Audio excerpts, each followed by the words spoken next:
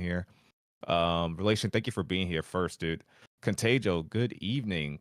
MF Crack says, hello. All right, Ash's content. That's all I want. I want a little AOC content. Is that too much to ask? Can barely hear you. Uh-oh. Can you guys hear me? Oh, he said he can hear. Oh, he's talking about else. Okay, gotcha. Probably when I was playing the music. You're gonna be on Lore Forge tomorrow. I gotta make sure I catch that. That's awesome, relation. That's awesome. I gotta check that out. Big Dog, welcome on in. I'll shout you out if I see you in chat. Let's go. Can you confirm that rare fish oil will be required to make the highest tier weapons on the high seas, making piracy highly profitable? I cannot. I can't confirm a thing. I can't confirm or deny anything. Yes. Wink. Crunch says you sound perfect. Oh shucks, you too. Okay, when you first popped in, yeah. Here, let me go to my Twitch. Let's see. And I appreciate you guys. Also, by the way, if you guys have not seen or heard, I did start Twitch, so we are dual streaming on both Twitch and YouTube. I appreciate all you guys that gave me a follow over there as we get that going off in the background. But yeah, like I said, we got a lot of hot takes, and some of the stuff is old and or posted by me or else. Like, we typically don't look at the other posts that the other person posted, so it's gonna be a lot of surprising stuff because I don't remember most of the stuff because, like I said, a lot of it is about a month old. So yeah, I think we got some good conversations, and of course, as always, make sure you're leaving your feedback in chat.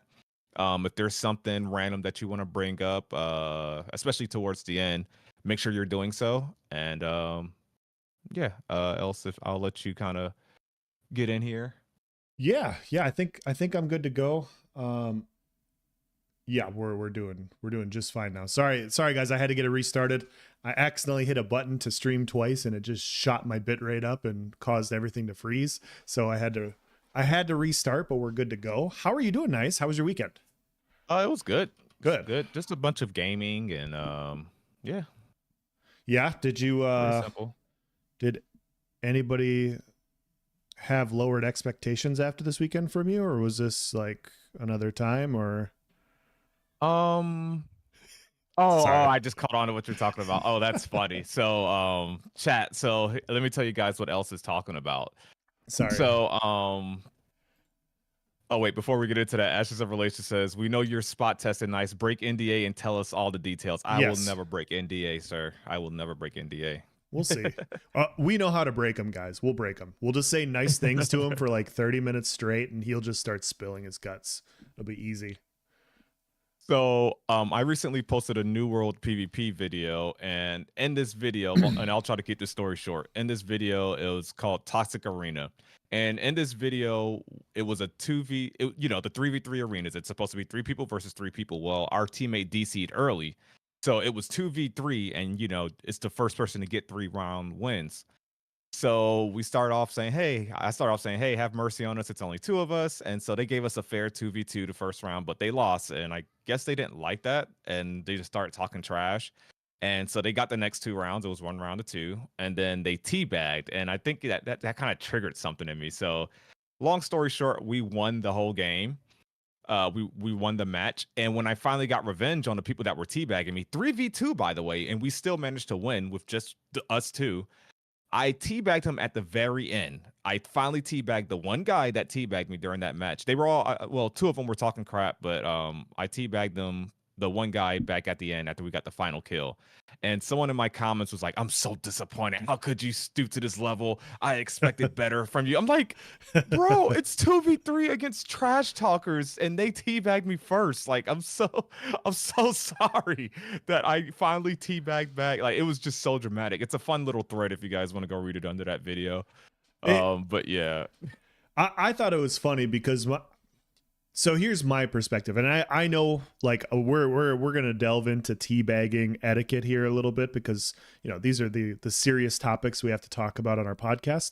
But I've never understood what the big deal about teabagging is. If somebody bags me, I bag them back. And sometimes it's like people that watch my channel and they like my content and they're like, hey man, I'm just saying hi, like I love your stuff. Like they'll message me Yeah, yeah. afterwards and they're like, hey man, I really like your content, I just wanted to bag you real quick because I thought it'd be funny. And I was like, it was funny, that's why I bagged you back. And it's not a big deal at all.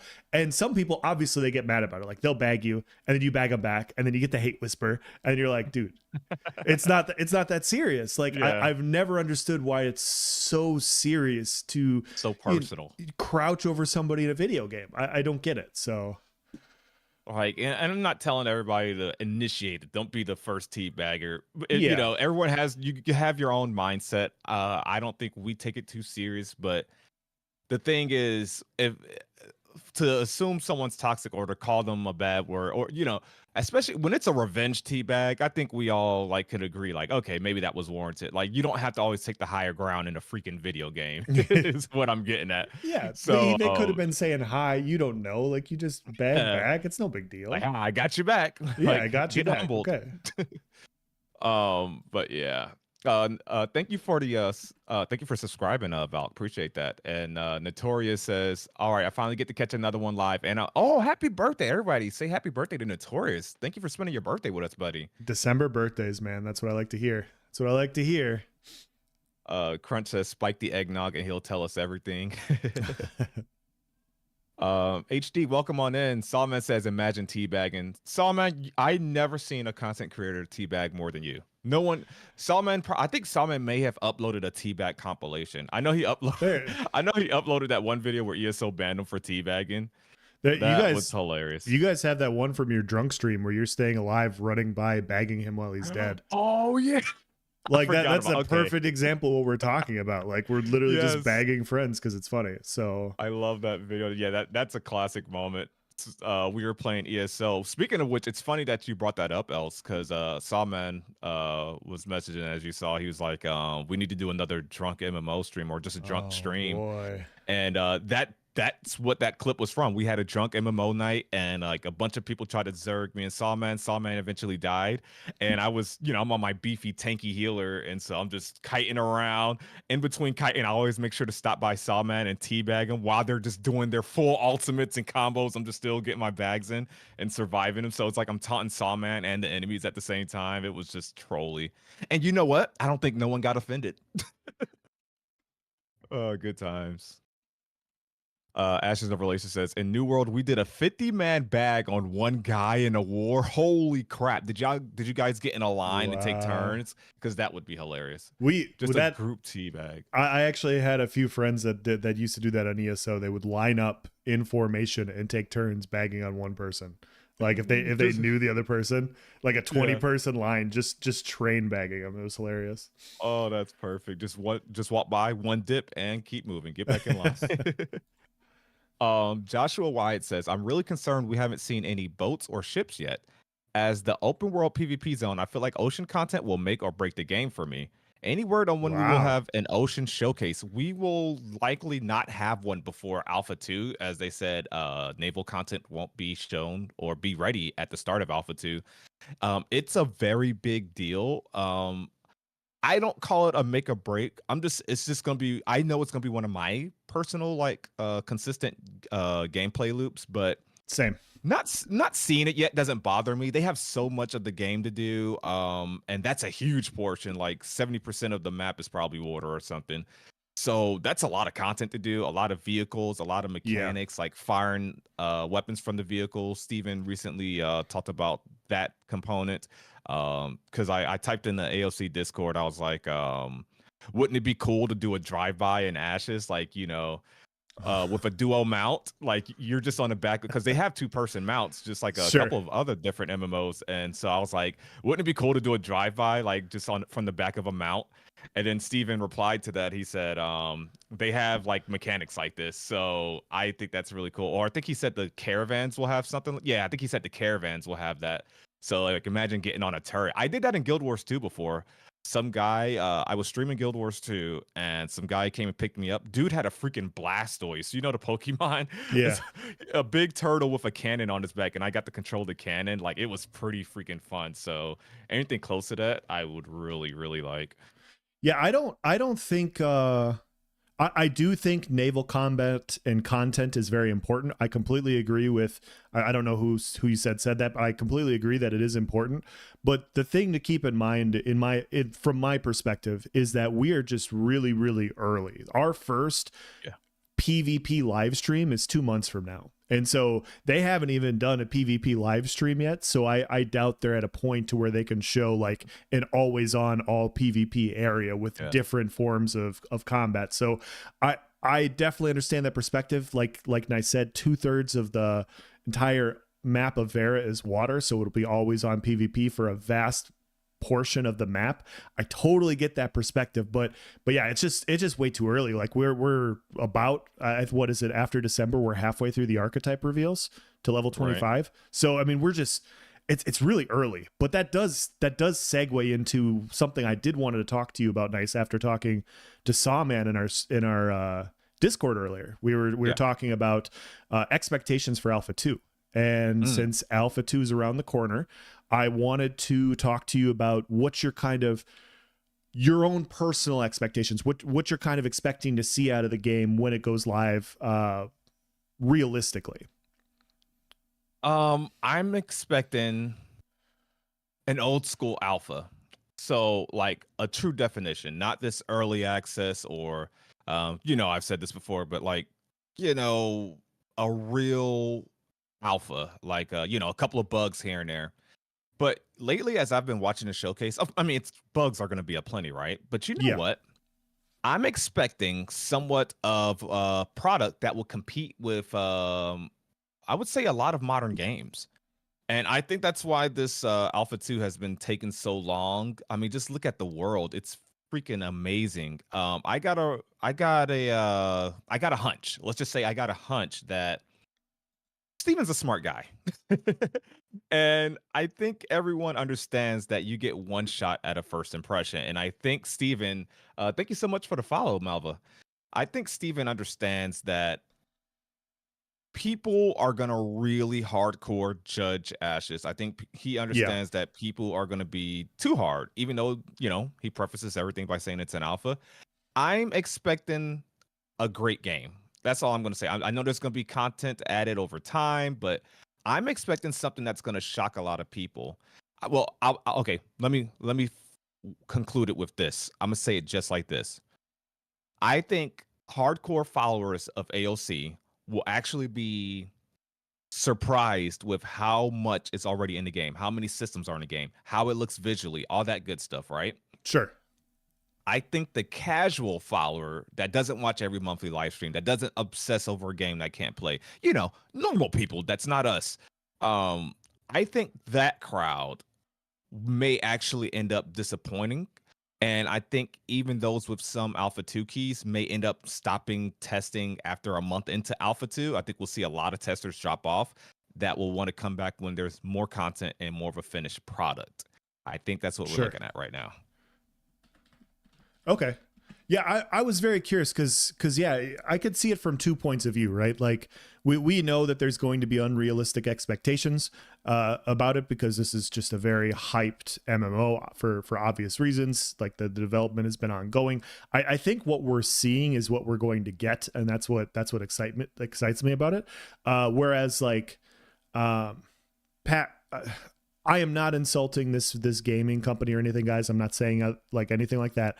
But PAX Days Alpha was very, very rough. Like it was very focused on one specific thing. But they haven't been doing open development and showing us all the systems and stuff. So it's tough to know what to expect in that. And I think some people had their expectations were higher than what was there because they didn't get to see what's been going on. Whereas I think with Ash's Alpha 2, we see what's going on. We see the systems. We're going to see combat. We kind of know what to expect. We just get to see a heck of a lot more of it. And yeah, I agree with what we're seeing. Obviously, there's going to be a lot of bugs. Like the minute you start putting, thousands of people on a map, like you're going to encounter issues for sure. And so I kind of expect the same thing. I expect some very rough combat things that'll need to be balanced out. I expect to test some gameplay loops, and I expect just some latency bugs in different parts of the map that don't work and stuff like that. Just just alpha issues, but I think a lot of what we're going to experience is going to look like what we've seen. So, and that's Yeah. pretty exciting. So, Yeah, I'm a firm believer in that as well. And that's the cool thing about this open development. There's not really going to be I mean this as far as negative surprises. We're not going to get caught off guard like, what is this game? This what you guys we're not yeah. going to get thrown in liberty. We're not going to get thrown in liberty. We talked about it before, but we're like, oh my gosh, you see all these cool trailers. This was Yeah. Thrown in Liberty was one of those games. Like I never had it above Ashes, of course, but I was like, man, I think this is gonna release before Ashes, which it is. But I was like, but I'm not putting it above Ashes. Like that's the thing I'm waiting for. But this thing could hold me off. This is looking all right if they get the Yeah. combat right. And then that beta came out, that Korean closed beta, I think it was, and oh my gosh, like could you imagine if they didn't do that test and they just went straight for release and you bought it, like you spent $60 or Oh my something on that, and God. that's the product you Yeah. got? Like I am so over being surprised in gaming. It's a reason people don't pre-order these days. Yep. You look at it, I can go on a couple different tangents with this, but you look at how PC ports have been doing over the last year. Yep. Nothing releases good on PC. Games are just straight up disappointing, just random stuff like that. And with AOC, I don't think we're gonna have to worry about that, especially come like Alpha 2's actual launch. We've just seen most of the things, and yeah, no surprises under the hood. But yeah, Salman says people will know life the alpha. I disagree. Well, I I will. agree. I will. I will. I think a lot of us will, especially those that's been waiting for years. I think a lot of testers will actually drop off when they realize it's not early access. It's a test. Like you're testing, like it's gonna be some raw testing. There is gonna be character wipes. This is not what you saw with Baldur's Gate 3. This is something completely different. Like this is literal testing. Like maybe wipe your character every couple of days. Like, hey, I need Steven just types in the zone chat and the message comes across the screen saying, hey, I need 40 people here. We're gonna test a node siege. Yeah. Hey, this didn't work out. Character reset. You never know what's gonna happen. You don't know how often you're gonna fall through the map. So if you're looking at this as I'm getting early access, I'm going to get my character leveled. I think a lot of people are going to be in for disappointment, is what I'm trying to say. How you doing, Rage? Welcome on in, Yeah. Akira. Appreciate you. Yeah. I could definitely see that. I think I feel like my expectations for this are pretty even keeled just because of the open development of everything that's been going on. And it's funny, just to briefly pivot back to Throne and Liberty and everything. Do you remember all the I'm just going to come out and say it. I'll be blunt here and move on, and we can move on with the subject. But the difference between what Throne and Liberty did and what Ashes of Creation has done is substantial. Like you see Ashes of Creation's open development, they have their live streams, they go through like, hey, this is what we're working on. And then Throne and Liberty, they have, their little sneak previews, they have their little trailers, and you watch the trailer and the trailer looks freaking great, right? But there's no actual combat to it. And this is how like some games go out and they get people to pre-purchase their video game because they sell it on the story of what it could be instead of what it actually is. And so instead of having these cut trailers and cut scenes and all this awesome things, and all of a sudden you get into the game and like your character can't move when you're swinging your sword and you're like, what the fuck is this? like there's just a huge difference. And it's, I don't know, the more I pay attention in the space, the more I see stuff like that. And like I called it out.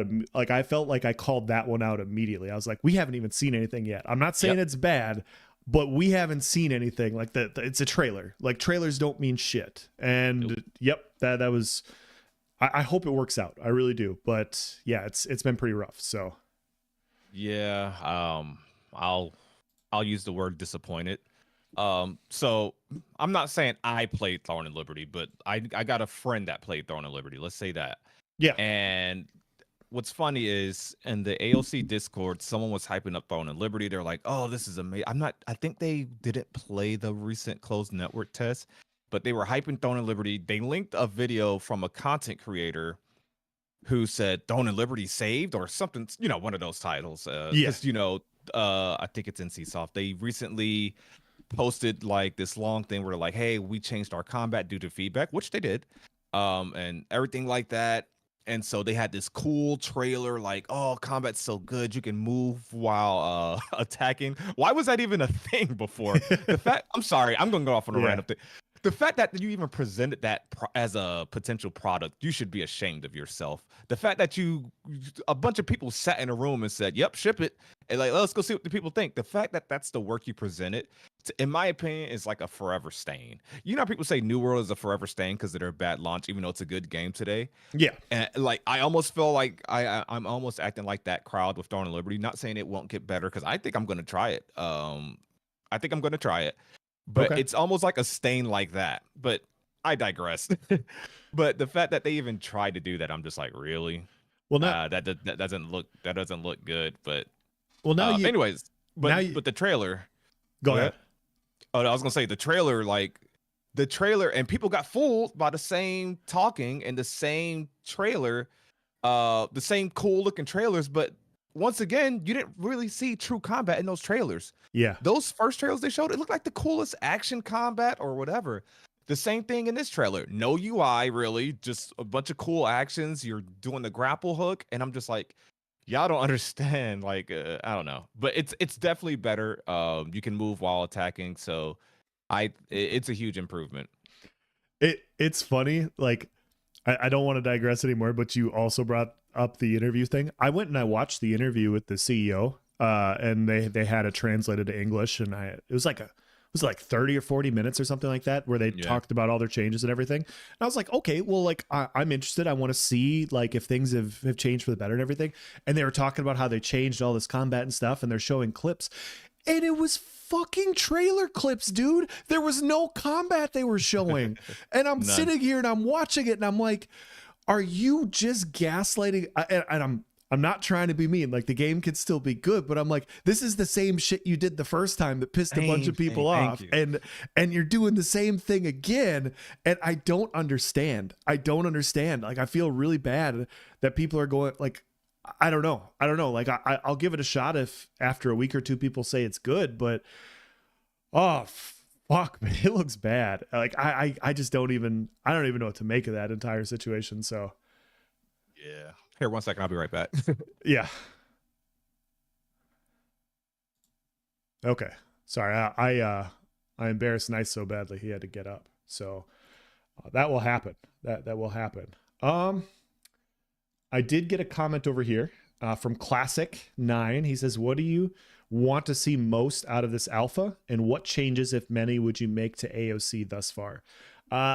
My perspective is no changes yet. I until I test stuff, I can't really comment on it. I'm very excited about just getting out there and testing things. What am I most excited to see about the alpha? I want to see the classes. I really want to see the archetypes. I want to see the classes. I want to see how they play. I want to see how they feel. I think the feel of the combat is really important. And that, like, for people talking about the sea, like open sea being make or break for them, I think how combat feels is going to be make or break for a lot of players. And I think that's the thing that they really need to nail down in this type of game. So that's my perspective. What about you, Nice? Read the question to me again. I caught the tail end of it, but I want to make sure. What do you want to see most out of this alpha, and what changes, if many, would you make to AOC thus far? Changes, or what I want to see the most out of the alpha? Yeah. For me, and I know it's early, I know we're not going to have the summoner. The first thing, not the first thing, because it's not going to be able to be the first thing I look for, but to me, it's the class identity, the archetype identity, if you will. But actually, more so the class identity. So I feel like we know the archetypes have their own, each one of them have a unique resource. They're going to play different. They're going to feel different. I think they're going to nail that easy. I mean, it's hard to really mess that up. But what I'm worried about is the secondary archetype just being a name. It's just like it gives the illusion of, oh, I'm a battle mage, but really you're just a tank, and two of your tank abilities have a little lightning effect around them. I want to test, and I don't expect it to be in its final form or even a good form, honestly, once we start Alpha 2. But Yeah, that's gonna be one of the first things I look for. As far as what I would change, I'm kind of with you. I don't want to change anything. Like with this previous showcase, something I didn't agree with was they went to two grandmaster artisan things. That's me basing it off of someone myself who hasn't played the game or tested it this way, right? So when I say that, I mean like on paper, it seems like, make it more scarce, make you have to focus on one, Yeah. but two could be the right answer, and it's not the worst thing in the world. I'd be all for two. I still think it's scarce enough. But I don't want to just change it. I don't want to just call for a change in that sense. I think we should still test things. Roka, thank you for the follow. So yeah, I want to test everything as is, Steven's vision, the combat team, all that stuff. And then I think my second thing, which is arguably more important, is the combat. Yes. I just think I've watched so much of the gameplay, I can almost get a feel of the combat. It just reminds me so much of Guild Wars 2, which I really like. So yeah, and I'm gonna circle back to Crunch said, hold up, you can't move while attacking a New World either. Completely different. New World with melee animations, you're at least moving forward during the attack. This is something we saw Ashes of Creation do during their Alpha 1, like mid alpha.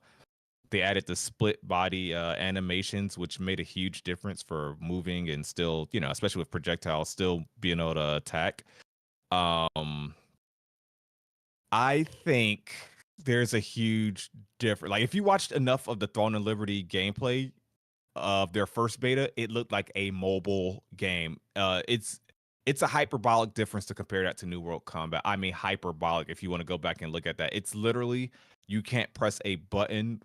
Like you're rooted for everything. Now well, never mind. I can't say all that. But now it's not that, and it's like your normal tab target game, if that makes sense. So Sure. Hyperdad says, I think PvP will be adjusted a lot in Alpha 2 based on feedback to make the player community happy. Oh, I agree. definitely. That's the point of it. PvP being one of those areas of emphasis, for sure, definitely will be changed constantly. A lot of things have to be balanced, and balancing in a PvX game is pretty tough. Steven said that they approach it holistically. They don't just like, oh well, how's this gonna work in like they approach it as a PvX game, which is really good. So I will keep that in mind, but of course something is gonna be broken. I mean, come on, there's gonna be one dot that's just overperforming. There's gonna be one archetype whose kit just doesn't allow them to survive. The cleric's heals may just make them immortal in the battlefield to the point where 8 people can't take down a cleric. The bard's purge maybe need a cooldown increase and stuff. Yeah. There's all that stuff is gonna constantly happen. Yep.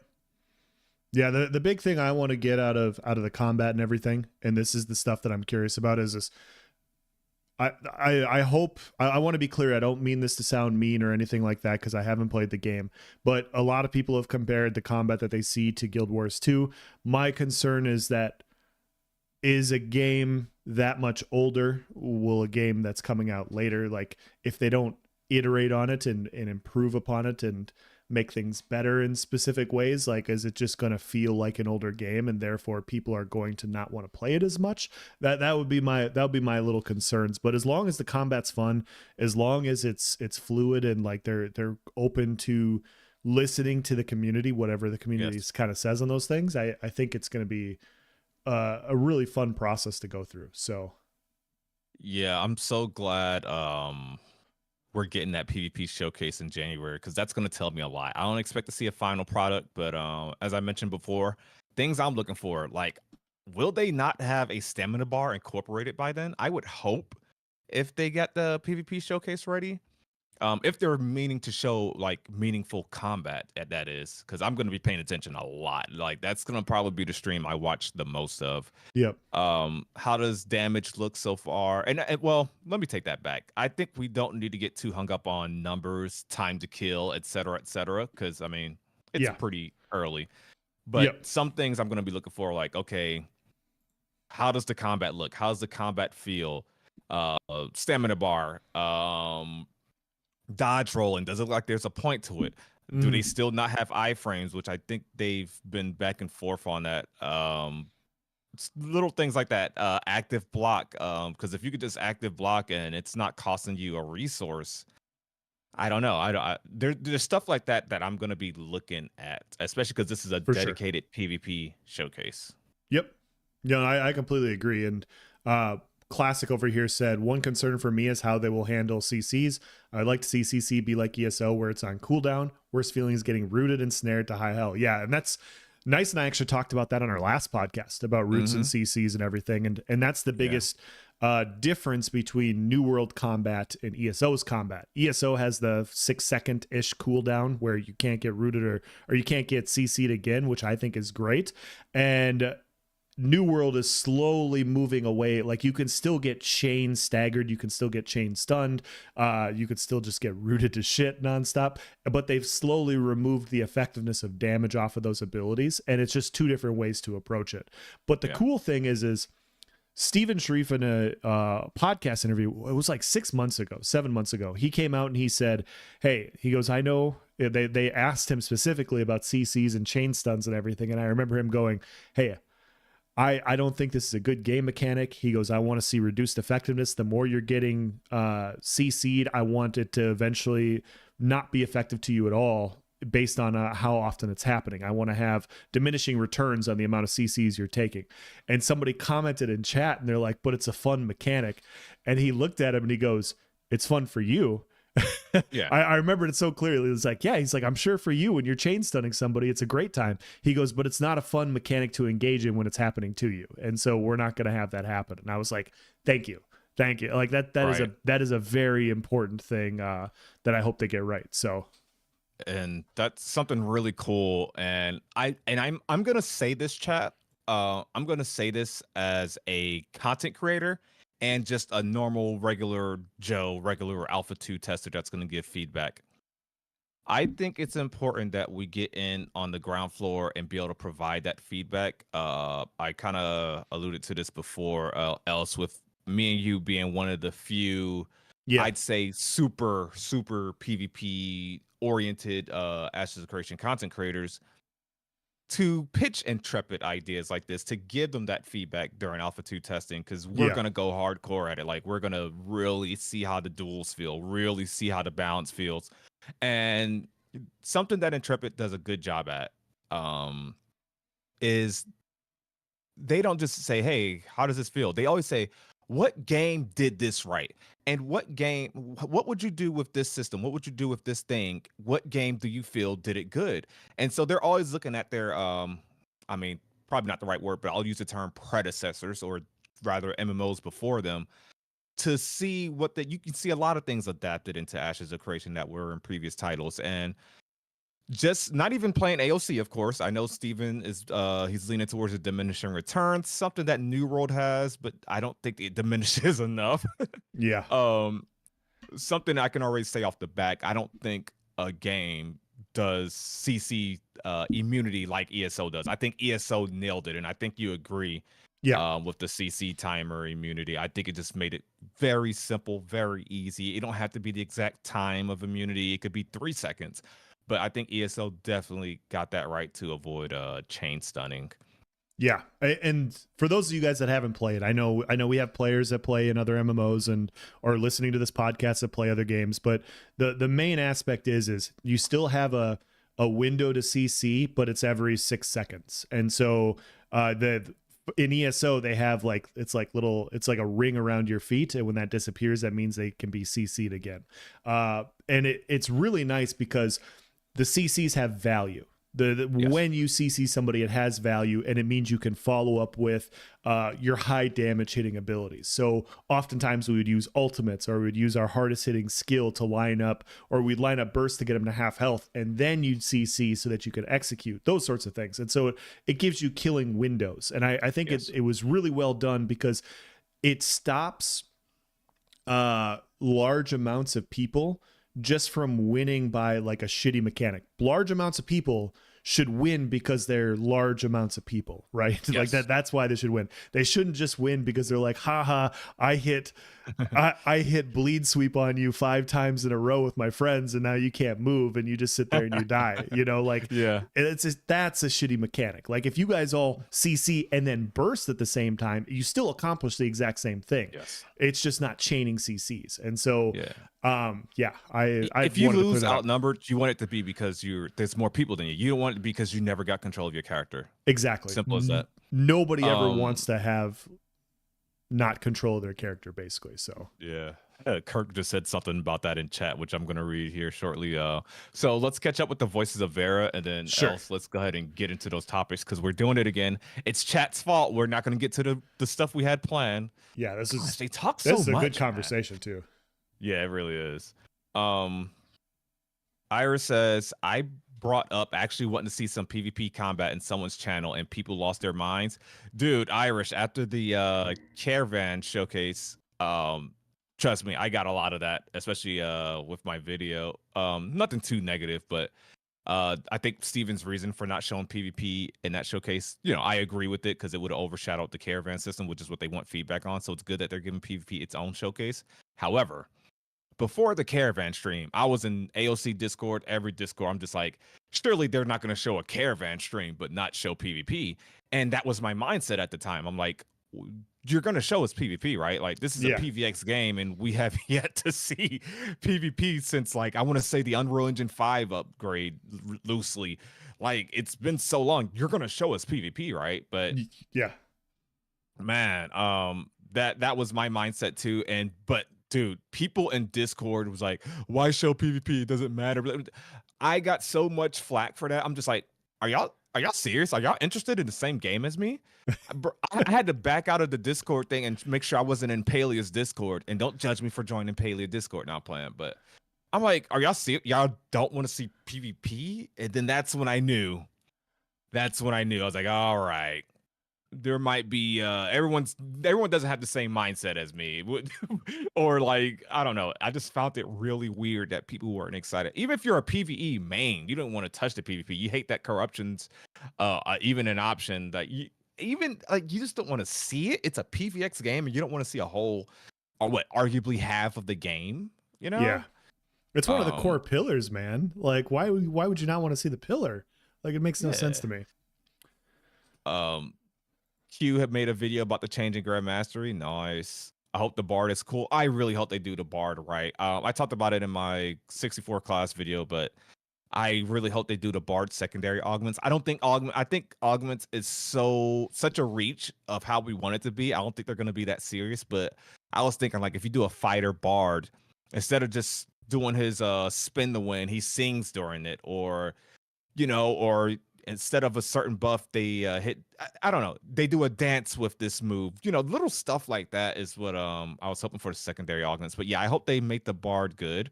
And the reason I trust that they will is because they understand it needs to be something separate than the healer, rather than games that try to make them just a secondary healer. Yeah. Kirk asks 1vx capabilities in AOC. What do you think, Else? I don't know without testing, of course, but I feel like anytime you have an opportunity with 64 classes, there is a chance, and you have classes with mobility. How do you get 1vx's? Well, you have to be better than the players you're playing against, and you have to either have high mitigation and healing with damage, or you have to have some sort of mobility with high damage or something like that. And there's classes that exist, like the mage, like the ranger, that will have high mobility and damage. You have the rogue that will have high damage and potential stealth capabilities. They are doing a rock paper scissors aspect, so I think there will be some times where you could get hard countered. I don't know how that's going to come into play, because if you're better than somebody, like your scissors could just beat their rock. And so depending on how in-depth their skills are, like that's why I get excited about things like momentum for the fighter. That's I get excited about these sorts of things, because if you play your class well and you get boosted damage, like the fighter is supposed to get the more you activate your skills in combat at the proper time, you generate this skill or this resource called momentum, which boosts your damage, your attack speed, and these sorts of things. Well, if you're a better fighter than your opponent and you're generating this more, you're just going to be more effective. You're going to put them on their back bar more. You're going to put them on the defensive more. And Yeah. so those sorts of things come into play. And I think it's that tier gap, I think, where it could potentially happen. But we'll see. It's not supposed to, but we'll see. Yeah. When I first brought this up in AOC Discord, a lot of people like had doubts, but I think they've had doubts in like every game. Like you're not supposed to win against the odds, but good players will find a way to 1vx. So I definitely think it's possible. I do think we could end up in a situation where like a Elden Ring or a New World, other games I've X'd in. I don't think it's gonna be like 1vx in ESO, which I would say is the easiest of games that I've 1vx'd in. Yeah.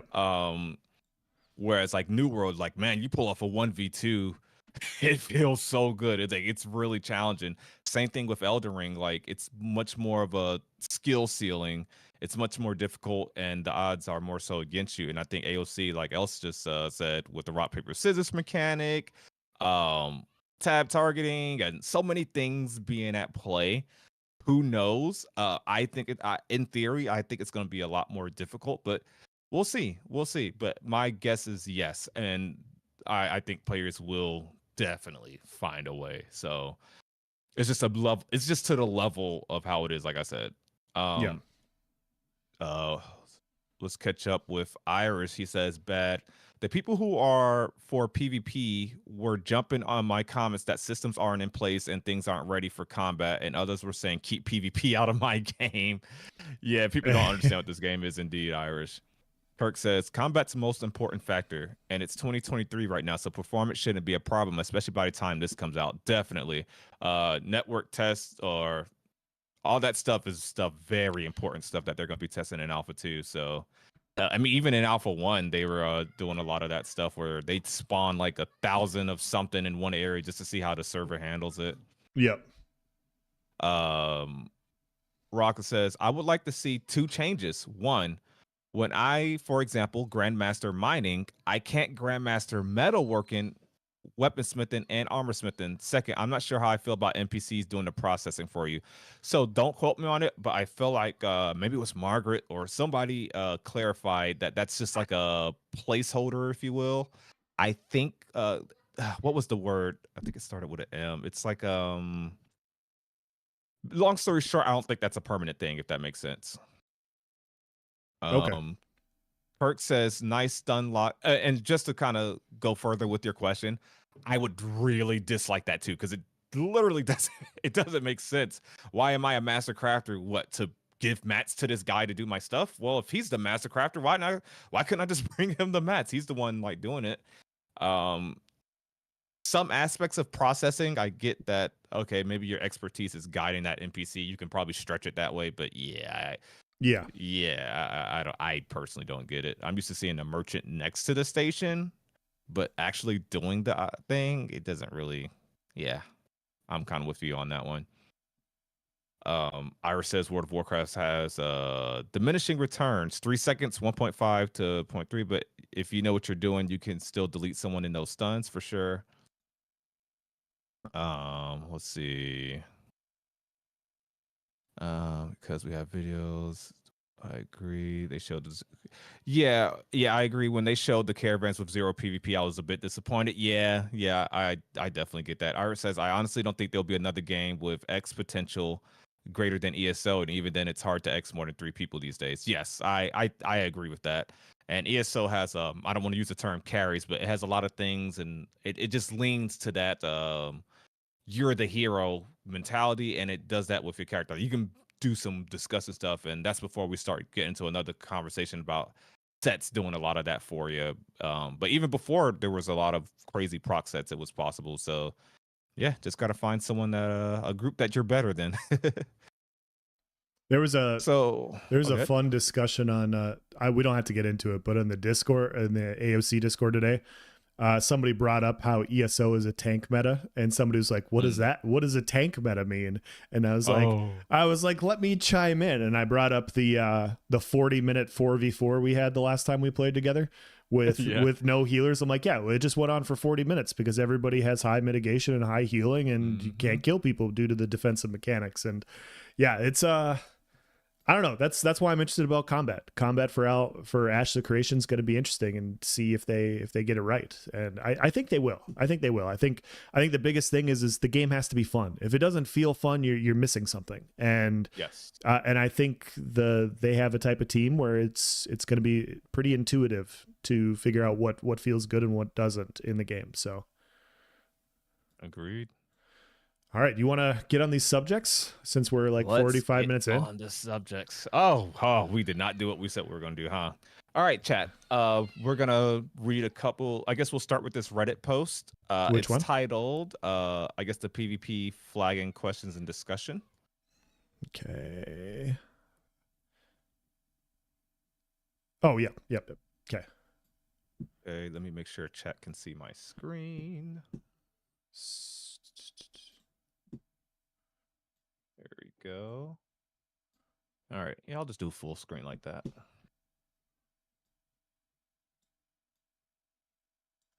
So we have like 3 different threads that are all kind of in the same vein, guys. And I thought it'd be interesting to kind of talk about and, you know, spur discussion with Nice. So it says PvP flagging questions discussion. The answer to my hypothetical question may be in some prior dev stream, but I don't know. Hypothetically speaking, if I and another unflagged player are in an area gathering resources peacefully, and the other player takes a resource within my imaginary and invisible boundary that I created, what is stopping me from logging out and then logging into an alt to murder that other player's character? Really, the question is, if my main is flagged, do my alts on the server get flagged as well? That being said, if flags are on a per character basis, then it will likely be exploited and abused in that manner. I know I will. Honestly, I don't really care one way or the other, but it will determine in how I personally play the game. I understand that all your characters can only be a citizen to one node per server. I was just curious as if PvP flagging bounty would work the same way. If there is no definitive answer to this, then I would like to know what others' thoughts on this are. Thanks. Then he's talking about corruption, not flag. Edit, I meant corruption, not flagging. So All right. And this is from Reddit user Who Goes There. And this is about a month ago. Um, this is something that comes up a lot. Something that comes up a lot. And I think Steven actually just kind of confirmed like the multiple characters per server thing. yes. So I think the harsh reality is nothing will prevent this. However, people gotta understand you can't just have a PK alt. And someone in chat needs to clarify this for me because this is something as I'm talking, I'm just now thinking about.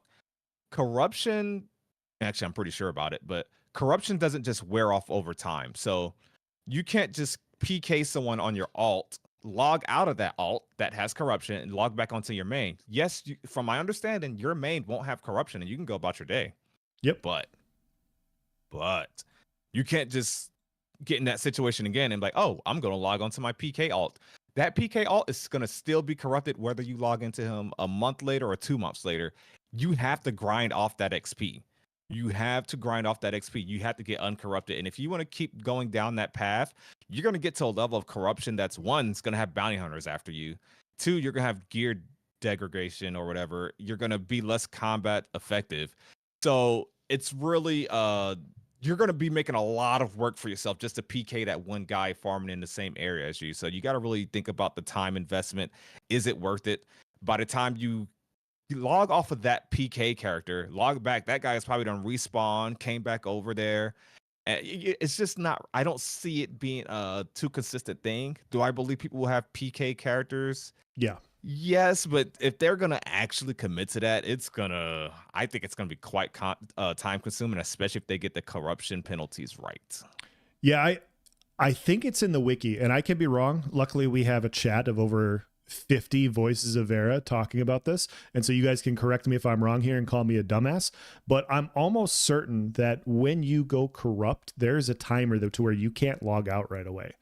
I'm almost certain like Mm, you can't just immediately log out on the character. Like there's a timer before you can do anything about it. And so you have that. Like Nice already said, you do have you lose combat efficacy the more you PK somebody. So if you're going to have a PK alt, you're going to have to go around and work off this experience debt. Each time you kill somebody, you will have experience debt, and that basically lowers the effectiveness of your character. And so all these things come into play to basically say, yeah, you can go around and kill somebody, but you still have to work this stuff off. There's no cheat yes. code to bypass the system. And so, yeah, I'm pretty certain that the logout thing is a thing, and I could be wrong. If it's not, I hope they I hope it does become a thing, because it would just be kind of silly that you could just log on, kill somebody, and then like wait 8 hours and then log back on Yeah. when everything's died down and then go work it off. Like that'd be kind of silly. So, but yeah, I you see questions all the time because people haven't played this type of game, and I think it's good to clear the air on what this game is saying it's about without testing, and that way, like if you have questions about it, at least you know what the flagging system is. Yeah. Ash's relation confirmed corruption doesn't wear off over time. Yeah, we figured. That makes sense. Thank you for confirming. Um, Fox says skin looking good. Thank you. So MF says $15 and you can have a PK account. I don't even think you got to buy another subscription. You could just have another character on that same server and level them up. I mean, I don't think you got to do that. Just have another character. But I like what else was just alluding to use New World as a rough comparison. You know, if you logged out while flagged open world, your character persists in the world for another 2 minutes. If you are corrupted and log out, I don't care if you're at a settlement. I think there needs to be some, I don't know. I would make it extreme, a 10-minute penalty. Yeah. Still showing up on the radar to bounty hunters. Yeah, I think that should be a thing. I would hope that's a thing. Someone have to confirm for us if they have already discussed that. But yeah, I think that would be a really good way to do that. So you can't just log in and log out, you know, abuse a PK alt, which, like we said before, it's not going to be super viable, but definitely possible. You know, if you only go, People will you try. can't go on a murder spree. You Yeah. can't go on a murder spree, but if, you know, you can get away, I'm sure, with switching, killing one guy, going corrupted just because it was personal. And then you probably got to spend like 30 minutes to an hour working off that XP debt. And then, you know, log back off, go back on your main. But a situation where you're going to kill someone, hurry up, log out safely, get back on that main guy. Yeah. Yeah, it decreases your stats. Yeah, it just makes you less effective in combat. Hyperdad says, not only that, but your PK alt will be at risk of losing its gear, making it weaker in general overall in PvP. So more Yes. than likely it will lose in most PvP versus other main accounts. Yes. And something that's came up a lot. Remember, if you're red, you're gonna have a tough time. I mean, just from combat effectiveness, just from reputation. But dude, if some greens and this is like an unflagged person finds you, they don't even switch their combat status for attacking you. Like a green or a white, whatever color they went with. I think it's white. Yeah. Um, if they attack you, they don't even turn purple. So even if you win that fight, you're gonna take a L. Even if you win that fight, they never flagged against you. They never went purple. So Yeah. You you're killed gonna take another a innocent person. yeah, that's still technically an innocent person. So and remember, you cannot stun I think this what was it? You can't stun someone that's Oh yeah, I forgot about that. green. Yeah. Yep. So yeah, good luck having just a pure PK alt and thinking no one's gonna come after you. This is why I really hope the bounty hunter system is very good. I would love to do that. I think it'll be pretty fun. Yeah, the entire corruption flagging system is definitely something I want to test thoroughly. I want to make sure that, you know, there's value. Like if you choose to kill somebody innocently, I think there should be value to it. And I also want to make sure it's a system in place to where it's not going to cause a bunch of new accounts to just quit the game. Like there has Yeah. to be a nice middle ground for that. And I can assure you guys that I will be testing that very thoroughly, because you want a system to be fun and enjoyable. You don't want a system to be BS and you're just getting bullied nonstop. And And that's like what Nice just brought up is such a big aspect to it that like the other two threads in here, Nice, that are very similar to this one, you see people like, well, if you want to read them, we can, but it's very similar. It's like, I've read this, nothing's stopping this from happening. And you're like, you haven't read the system if you think this is what's going to happen. Like Yeah. I'm sorry. It's just, no offense. You're just uninformed to what the current flagging system is. And that's okay. But that's what we're here for, to help you guys out. Yeah. So Yeah, that second thread is literally the exact same thing this other guy's saying. Let's go. What's this impulse PvP and ganking thread? let me pull it up here. And thank you so much for the follow, Matt Dastic. Welcome to the community. Appreciate that. So I'll look pull at it us over on Twitch and YouTube simultaneously. Iris says, does it seem worth it? Level up a character just so you can kill a few people and lose a bunch of stats. It's a lot of time invested. And yes, exactly, Iris. I think that's a lot of work because you don't just kill and then just wait for it to wear off over time, right? Yeah. For a good example, think about ESO bounty system. Like you kill a guard, you get caught, and you can just log out. And by the time you could log back in, that bounty will be off. It's not that kind of system. Like you're going to have to log back in and go grind somewhere to get this. It's just not, I don't see it being a long-term viable thing, at least not for more than one kill. Love the YouTube videos. Thank you, Matt. Appreciate that. Yeah. Glad you So catch us live. This imposed PvP and ganking from Nox Voss says, hi, dear community. I have the question about known so far game mechanics related to PvP. I think English isn't his first language. It's okay. People are different and making their fun on different stuff. Killing another player is some kind of fun for them. What can stop an organized group of top PvP players from ganking everything around and thus ruining the game experience for everybody around? They are good in PvP. They are seasoned and organized, so no single casual player or ad hoc groups can do anything to them. For sure, GMs won't babysit casual players, so there must be some kind of game mechanic which stop group asocial behavior. Group asocial. Needless to say that casual players are the base for every MMO game, which caught my attention. They are many. They pay subscription to devs and they make the game live.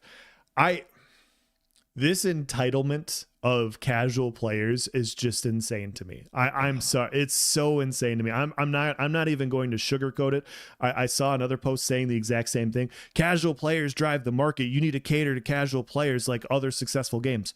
What other successful games are you talking about, sir? Are you talking about the games that you're not playing right now and you would rather go to a forum to talk about some game that doesn't exist to have it changed to something that isn't working currently? Is that what you're talking about? It just sorry, it just bugs the shit out of me so much because it's just I don't get it. I just don't understand it. But what do you think about his question, Nice? Else, actually, I was gonna have to cut you off. I think you're kind of overreacting. It sounds like you're kind of personal, so I think I need to be the one to come at this poster with a level head and try to see both sides because okay, I think you were being a little biased there. Okay, so I'm gonna approach this. So I wanted to approach this with like a level head and try to see their perspective. What the hell is wrong with this crybaby poster wanting to change everything about Ashes when they can just go play the other games? Like El said, we've tried all the other stuff. All that stuff is already an option. Why do you want to change the game that's doing something different? Whatever you're complaining, whatever you're wanting to change about Ashes, you can just go do it in another game. Like that's so stupid to me. Like it's just so stupid. Don't worry about the casual player base. Worry about the Ashes of Creation player base. Like stop over changing everything. Don't get me wrong. We all have things we want to see in AOC from a previous title. I want this from ESO. I want this from New World. I like how Guild Wars 2 did this.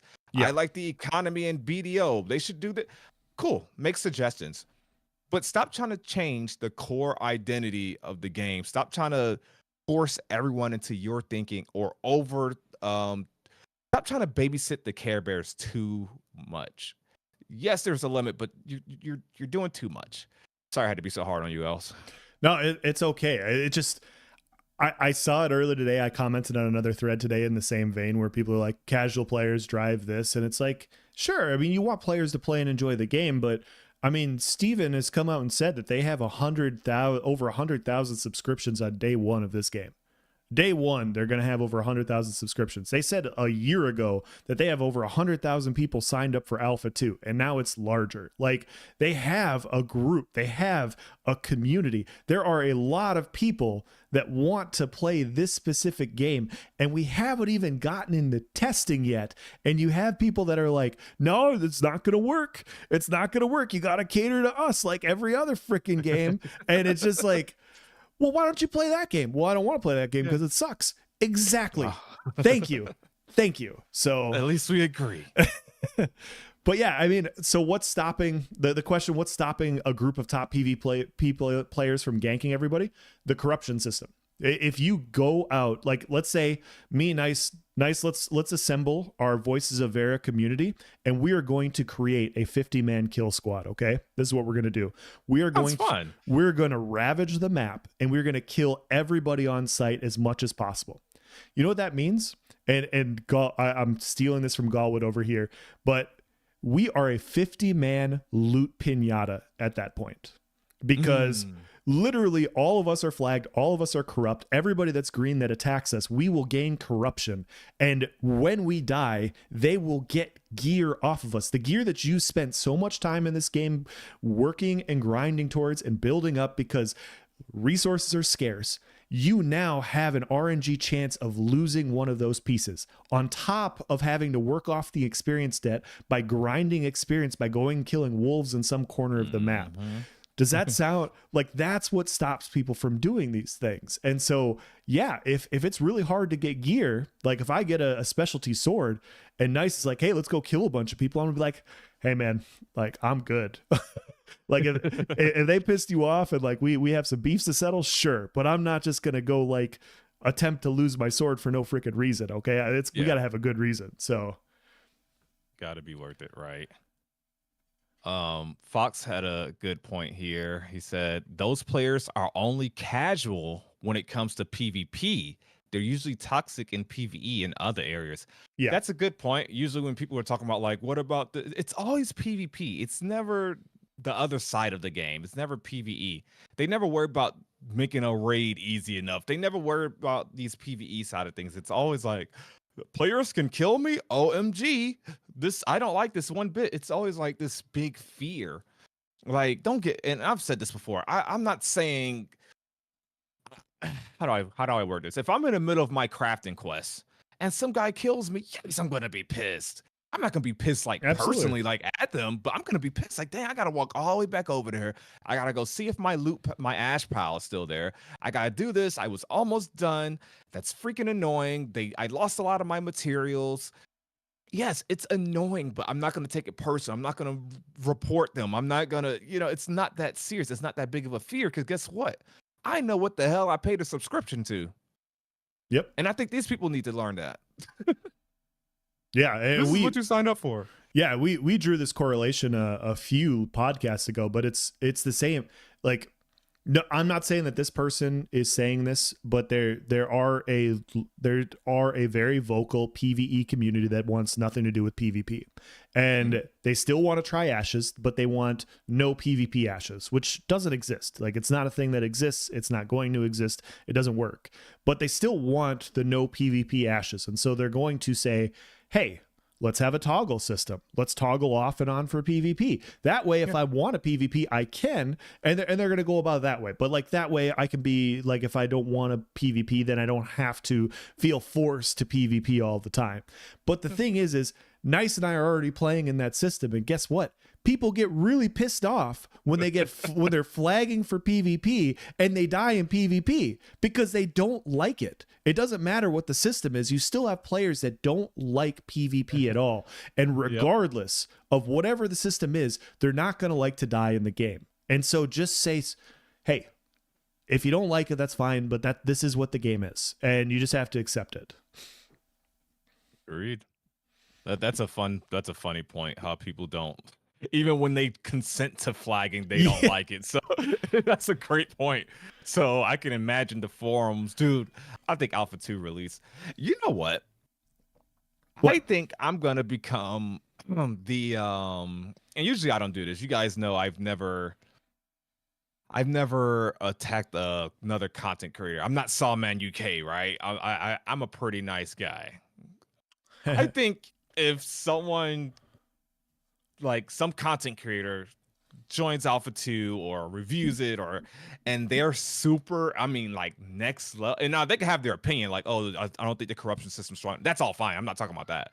But if they're like too Care Bear, or if they're like too like asking for pure PvE servers, or this is trash, I'm sorry. I'm gonna say something. I'm gonna name them by name, because it's people like that to your earlier point, they don't want to try something new. They're looking for ashes. They like stay on World of Warcraft, stay on ESO, stay on New World. Like, Yeah. why are you here? Okay, you know what? You tried it, you didn't like it. Do your review, move on. But I digress. I digress. But I don't know. You know what else? What's up? I think I'm gonna end up being the you know those people you can't say nothing negative about their game. Okay, that's a little extreme. I'm not gonna be that. I'm not gonna Oh be that. no. You know the kind of people or Yeah. content creators I'm talking about. Like, you know, the ESO can't do any wrong crowd. We've seen them. Yeah. I don't think I'm gonna go that. I ain't talking about that hard, but I really think if if I'm liking this game, and I think it's not when it's a matter of a difference of opinion. That's not what I'm talking about. I'm talking about purely like I want this to be like this other game. I don't want to try and like if they're super anti PvP, and most importantly, if they're spreading misinformation. I think that's the part that gets under my skin. Yep. So I'm gonna. You've now inspired me to get on my soapbox here, and so I want to like there's not many of us, and I think we're all in the same chat right now, and I feel like I'm just preaching to the choir here, but doesn't it kind of feel like every MMO you play, it almost feels like PvP is an afterthought? Like they have it, it's an accessory to play, and New World's gotten a lot better, and so I don't want to talk too much about that, but with it has its own issues that came out with today and talked about it, but like ESO specifically, like it had such fun combat for so long, and it was really good, and then the PvP has just been ignored for 4 or 5 years now, and it's really frustrating because you're like, hey, if you balance this, if you adjusted this, if you made these changes, if you didn't have this game breaking aspect, like the game would be really fun. And then you have people in the community that comment and they're like, nobody cares about PvPers, blah, blah, blah. We don't care about what you're doing. We don't care about this. You can't balance PvP. There's always going to be imbalance in the game. And then you come to New World and you see stuff and they're like, hey, we noticed this is overperforming. We fixed it in a week. Hey, we noticed this was there. We got this issue. We fixed it within a week. And the biggest issue New World has right now, in my opinion, is just overall content. Like their PvP scene is pretty good, but like they just need more stuff. And now you have a game that is just coming out and they're leaning into it and they're saying, hey, we want to be a more PvP focused game. Not that it's going to be our main priority number one and it's going to be the only thing we focus on, but it's going to be more of a priority than any other game. We're going to pay attention to this. We're going to make it fun. We're going to make it enjoyable. We want this because there's so many players in other MMOs that care about this, that these other games don't get it right. And I feel like there's so many players that are looking at Ashes for that very reason. They're seeing like, hey, finally there's a development team that is actually focused on something that I really enjoy doing in the MMO space. And to see people immediately before Alpha 2 comes out go, hey, you know what, man, fuck that. Like let's not do that, okay? Okay, let's do what all the other MMOs do, okay? Come on. Let's not do this. And it's frustrating. It's frustrating to see. So and it's funny. So what's the name of New World's series where they talk about balance? Balance of Power. Balance of Power. They have a whole series where I don't know if it's weekly or bi-weekly, whatever, where the developers talk about the state of the game, what's balanced in PvP, what's too strong, what needs a buff. And that's amazing. And that shows you that it is possible to balance multiplayer. It may not ever be perfect and flawless, but it's possible. Thank you for the donation, Kirk. Appreciate it, dude. Thank you so much. Kirk, let's go. Let's catch up with the voices of Verra. Oh boy. Idis, sorry, I don't know which way to pronounce it. He said, I played ESO for a year I'm done now, other than raiding with friends once a week. What killed it for me is pandering to casuals. Everything is so easy and brainless, I can't enjoy it. Wow. Yep, I agree. That's a topic all in itself. Yeah. I hate when content becomes too easy or like I've we've talked about this so much, but the difficulty in Overland from ESO to New World is like, dude, I died to 4 chameleons on like my main build yesterday. I Yeah. bit off more than I could chew. 4 chameleons. I'm like, seriously, these ads, 4 of them, and like I You can't love that. stun That's them, a bro. thing. That's Can't so stun annoying. them. That's so annoying. You just have to straight up like you gotta actually have like a second person there with you or a healer. I'm like, 4 chameleons, and they're everywhere. There's just it looked like this normal ad, but you get 4 of them, and all of a sudden you're just like fighting for your life or need to run. I had to run away from him, dude. I accidentally pulled 4 one time, and I was like, whoa, like it's like they amplified their powers or something. It's crazy. So, dude, I had trenchant recovery. I had my main tanky build, and they just said, oh, okay. yeah, Oh, that's the best part about New World, and as a perspective, is the open world PVE is actually challenging. It's actually challenging in a lot of areas, and that's so much fun. Like Nice and I, the first couple days we were trying to get our gear and stuff. We're like, oh, we got to go kill these elephants. And we went over there expecting, kill 30 elephants. It's gonna take like 10 minutes, right? Like we're fighting for our lives, man. We were under leveled gear wise. We're like, holy shit! Like I almost got two-shot. Yeah, it was fun. It was a lot of fun. So fun. Iris says there was a content creator that was saying AOC was trying to be everything, even though Steven has clearly said this game isn't for everyone. Yet people still insist this game should be for all. Yeah, like come on. Let's not even humor that. Fox says not every good PvP player is a toxic serial killer, by the way. What was that one guy? Oh, sociopath. Is that what he was saying? Yeah, he's basically saying everybody that PvP is a sociopath. That was how to influence people. And Unfadeless, thank you for the follow. We appreciate you. Matt says because they suck at games and need it easy for them. Yes. Ron says on the flip side, it feels great when you know you caused your rival that same pain. True. Play something else. True. First time Souls players had the same complaint in Elden Ring. Yes, Elden Ring was a Souls game that brought in a huge audience, including myself. It was my first FromSoft game, but I didn't go in there wanting to change it. I enjoyed it. But they also had Blue Phantoms come to fight for them, so there's people that will protect PvEers for free. Facts. I think I'm gonna do a lot of that, Fox. I'm gonna do my normal PvP gameplay loop, but that's why I like the bounty hunter system, so I can protect the Care Bears and so they don't cancel their subscription. Get rid of those evil, corrupted people like Else. We'll test that. I'll be testing the bounty hunter system at the same time Else is testing the corruption system. Chat. I encourage all of you guys to do the exact same. We will have a chase me around the map event. It'll be a good time. Yes. Bro, I've had those same thoughts. There are already a lot of guys who post dumb stuff about Ashes. You're the sheriff of Ashes. Let's go. Thank you, relations. And Arcade PvP didn't seem like an afterthought. Yeah, and it's fun how Steven played that. The world and its economy revolved around PvP in Arcade until Pay to Win killed it. Yeah, that's the worst part, right? Is like the best example of it is a game that came out decades ago.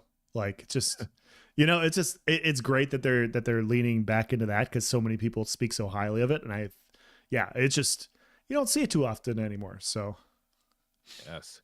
I just want to pause really quick and say thank you to everyone that's here in chat. Elsa and I are both live on YouTube and Twitch. We appreciate you guys. I was just notified that we have reached over 100 messages just in my chat. Holy cow. Which is awesome. We did it live stream too, but I forgot to say thanks to you guys. But yeah, that lets you guys know like it's all about you guys, the voices of Verra. That's all of us. So we appreciate you, appreciate your feedback, and it's cool because you guys literally carry this. Like there's a reason Elsa and I are looking at this Reddit post from October 31st, this forum post from October 31st, because you guys keep it going. You always bring up great topics, great discussion, great feedback. So I really appreciate you guys. Yeah, and Um, if you guys could do one thing and it's completely free, if you're enjoying the podcast, if you're on Nice's YouTube channel or mine, if you can just leave a like, that would be great. Just real quick, go hit that thumbs up button. Just help spread, the podcast to more people so we can talk about things. And yeah, really appreciate it. Really appreciate you guys participating in the conversation. So thank you. yes, sir.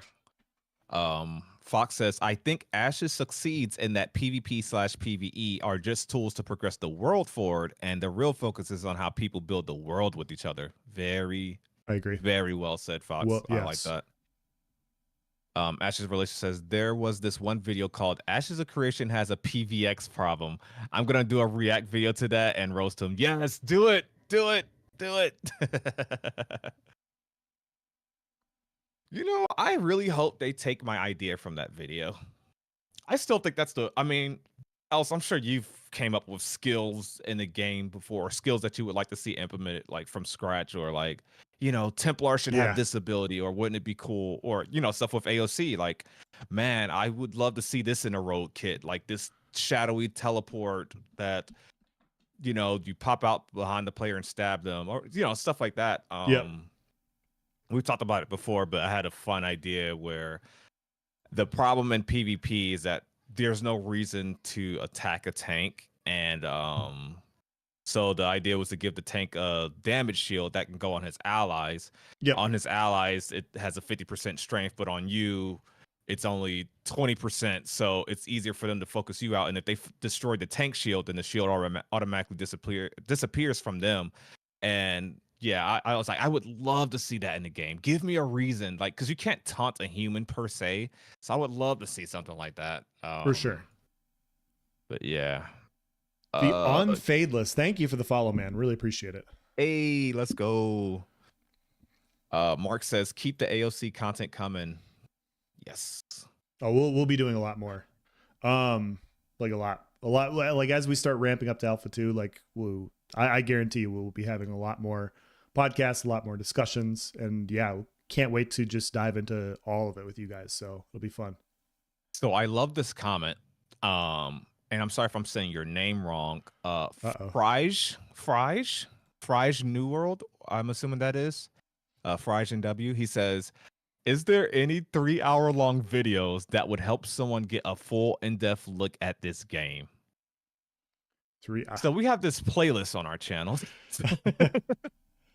Narc, shameless plug. Yeah, so yeah, either mine or Nice's YouTube channel, we have the podcast and you guys can listen to it. We go through different topics and discussion, more specific things on lore and different things. Narc has, like, he's been covering this game for a few years now. He's got a lot of stuff that's still very good. You could check out Zillin. Ashes of Relation has started doing stuff more recently. Obviously the wiki is great, but that's not a podcast. That's not something to listen to. That's something to read. So there are a lot of good resources, but there's so much to this game. So much of this game. Yes, there's so much out there, especially for a game that doesn't exist. There's surprisingly a lot of content you can consume. Yeah. Thanks, Demise. You want to try and hit up another topic? Yeah, why not? Here, let's see. You know what? Let's okay, so we did those. So we got a couple. I'll hit this one. Ooh, that's gonna be a spicy one, maybe, depending on how chat reacts. But the next two, I just want to breeze through like super quick before we get into like a longer one. Okay. Here, let me share my screen with chat. Well, hold on. Let me. I don't think it's worth. So I'll kind of summarize. I don't need to pull up the image, but someone did a thread called underwater combat with action skills, and they asked, how is it possible to hit an AoE skill underwater with no terrain? Maybe I'm missing something. And then also someone on my video commented, actually, let me give them their fair shout. I'm gonna pull this image up. Let me open the link, and then let me make sure chat can see, since they did inspire this. So someone commented on my video, because in my video I said Ashes of Creation's naval content. I was referring to the Ashes of Creation naval content, and I said something along the lines like, just that portion of the game could be a full game. Like the stuff that they have planned for naval content, like it could rival that of Sea of Thieves in the end. You never know with how big this world is and it being an MMO, it could rival Sea of Thieves in that sense. Sure. And so they highlighted that timestamp. They said that's some incredible optimism. In terms of explorability, I'll give that to you, acknowledging that the world is big, so there might be a lot of content in the ocean. And they said, but water and boat physics, I don't know about that one. How Sea of Thieves captures those physics is arguably the best we've seen in any other game, hands down. I'd want to be proven wrong, however. Time will tell. Great comment, very fair. Yeah. I think very fair. So my response was, yeah, true, but just on how vast it'll be and their plans for ocean content has me excited. That combined with the PvP threat sounds awesome. I forgot to finish that word apparently. I could see huge patrolling world bosses like Hydra that requires 30 plus people / ships to even have a chance. Maybe have a phase during one of these open sea bosses where the boss dives underwater where some people will need to dive. It has crazy potential. And that's something a lot of people don't realize is like you can go underwater. There's like underwater mountain stuff. Like that's a Yes. whole nother thing. And so his response to that was, oh, whoa, I have never thought about an underwater phase. That'd be so sick.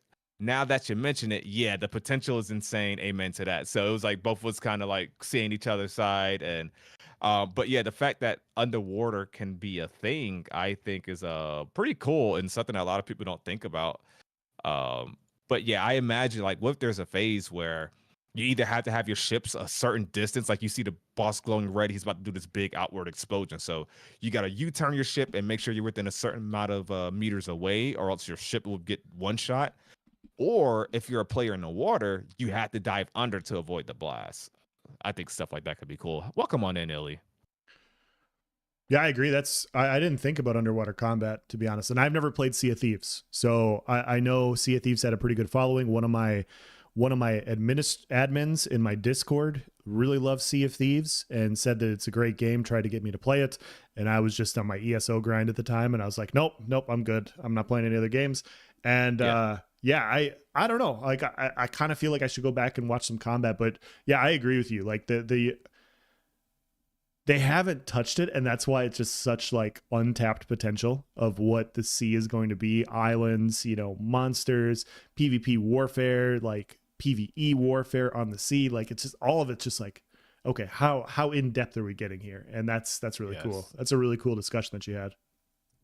The Unfadeless says time lapse from pre-alpha to alpha 2 when. That would be cool. I bet that's something that the devs have. Like I know they said they record like all their meetings and that one day, when the game is released, they're going to have like this nice documentary of their whole development process and the journey. I imagine they got something like that coming for us eventually. German Chocolate says, what up, fellas? Got a question. Does this game support controller? So great time for you to ask that. Someone actually just commented on my video about that. I don't know if it was you. I don't think it was, but someone commented on my video literally today with that same question. So it's something that they're looking into, but it's something they're going to be looking towards the end of development process. Today on Twitter, the official Ashes of Creation Twitter account commented saying that it's something that they're working on. So it's something that will Oh, perhaps wow. happen eventually. So yeah, be on the lookout for that. But if you want to check their tweets, I think that was I'm pretty sure that's today that I happened to see that. So Wow. that's a good I time didn't to see ask that. that. I did not see that. That's cool. That's cool. That's good. I don't think it's gonna be like their priority, but once they get everything going, then yeah, I can see controller support. It seems like it'll be difficult with I mean, MMOs always seem difficult with controller, but Yeah. yeah, games like this one and I mean, people made it work on Guild Wars 2, and that game, some of those classes have so many skills. Like, I got a 12 key MMO mouse, and I ran out of stuff. I had to start using F keys for certain ultimates. I'm like, God dang. Anyways, so I have the next image pulled up here from Redbeard Flynn. If you guys don't know, he does great MMO content. You can check out his channel. So this is a tweet of his that I saw that I thought was interesting, and I went down a little World of Warcraft rabbit hole. He says mercenary dungeons are coming to World of Warcraft. Good, bad. And so I did some research, try to figure out what that was. This tweet that he retweeted said, Blizzard has announced that patch 10.2.5 will have a new follower dungeon feature. This feature allows players to experience the normal 8 Dragonflight dungeons and scale from 1 to 4 players, with NPCs filling the remaining slots. So, Interesting. the reason I brought this up is because it's like another one of those examples of MMOs not slowly getting away from being MMOs. This wouldn't be, I mean, it still needs 4 players from my understanding, but just we saw ESO do this with companions. I think the more, I mean, it's a cool feature. It's a great quality of life thing. I'm sure a lot of people are all for this. I'm not saying it's the worst thing in the world, but it just goes to show like these companies understand their player base. They understand that they're gonna get catering to the solo player is always gonna be more financially good for the company in terms of like monetization and conveniences, because most players these days have that mindset. Is it the right mindset? I'm not gonna say it is. But it's just something I thought was interesting because I seen ESL do that with companions. Hey, thank you so much for the donation, Ides. Appreciate that. $5 dono. Thank you. Appreciate that. But yeah, what is your take on companions and features like this, Else? It's a fun topic because so in an ideal world, you don't want NPCs filling in for players. You want players filling in these roles. But World of Warcraft's been around for 2 decades now. It's been around for a long time. People have talked about on World of Warcraft, like sometimes doing the older content is a little bit tougher to do because players have moved on and they're playing other aspects of the game and everything. And sometimes getting people to fill out this content can be rough. And I actually had a conversation on my video today. We were talking about expeditions in New World. And one of the issues was I was, the kiln has made it, they have a crafting system to where if you pick up an item in an expedition and it's a named item, you can recraft it to max level and change one of the traits. It's a really nice system to go about getting to end game quite a bit faster. And it is a great implementation of a system that just makes things easier. The problem is I couldn't get people to get into the expedition I was doing because it wasn't on the mutation rotation. It wasn't. And so I'm queuing up for this and I'm waiting an hour, man. Like I'm waiting an hour because I really want this for my specific build. It's really valuable. And that's where I was just like, okay, come on now. And so I see the perspective. I think that you would rather not have it, but just like what we were talking about with instance-based dungeons a few podcasts ago, ideally you don't want it to happen, but having something so people complete content is better than nothing.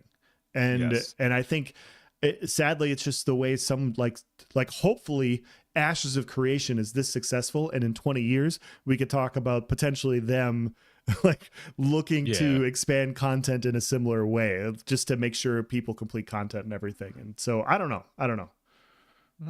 That kind of ties back into that LFG conversation. How Ashes is going super hardcore and not having an LFG thing. Like they're gonna have like job boards, or you're gonna have to like talk to people to do that. In that situation where, let's say, I mean, this is all obviously in theory, chat, but I don't know. 2 years Ashes of Creation, but me and Else need to level this special weapon by doing this old dungeon at this stage 1 node that no one is even over there anymore, and we can't find people to help us, and we don't have an LFG tool. Like, is that something at that point, depending on the game's population, that they feel like they would need to implement? Or is the game going to say tough luck, like I think it's going to say still at that point, and be like, well, it sounds like you better go hire somebody to do this dungeon with you? So who knows? But we've all been there where like that example Else just named, where you just can't find no one because the content that you personally need to do isn't the most optimal for what the server wants or what anyone's doing, especially if you come in as a new player and you're trying to do like Else was talking about with World of Warcraft, something like some 20-year-old content. It's gonna be freaking annoying not having an LFG tool in that specific scenario, I suppose. So yeah it's a good in between perspective on both sides. Really good topic of discussion, but we already know Ashes is going to break new world numbers at launch, so we won't have to worry about that for a very long time.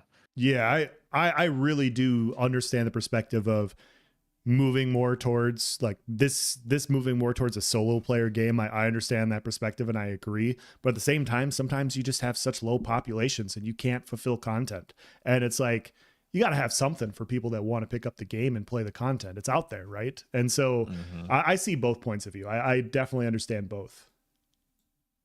All right. Before we get into our last topic of discussion, I'm gonna let you choose which one because I see Uh-oh. that we got the freeholds one Ooh. suggestion, and then I see that the multi-boxing one is there. I'll catch up with chat. AA Ron says naval combat in Pirates and Arcade was one of the most fun aspects of the game. Imagine being a big game fisherman where each of your Marlins 20 gold apiece and pirates roll up and take your boat. Oh man. Ilya says someone will make a controller plugin. Yeah, definitely. People will always find a way to find controller support, even if it's not through the official game. We used to go out on sea, 5 fishing boats deep with 5 people per boat, ready to defend our catch. That sounds cool. Me and also always talk about being a pirate, being at sea a lot. At this point, you would have to pay me to play any Blizzard game. Oh yeah, dude. Blizzard and Bethesda for me. Bethesda, I'm not super strong on, but it's Blizzard and Bethesda for me, personally. But definitely Blizzard. I could see me playing Overwatch at one point, not as a main game, but I could see me touching it simply because it's free, from my understanding. That Arcade Water Warfare was that good. Good. Oh man, I'm mad I missed that. Most players think they're just Carito. I like if we can if we can gear the companions. I feel that.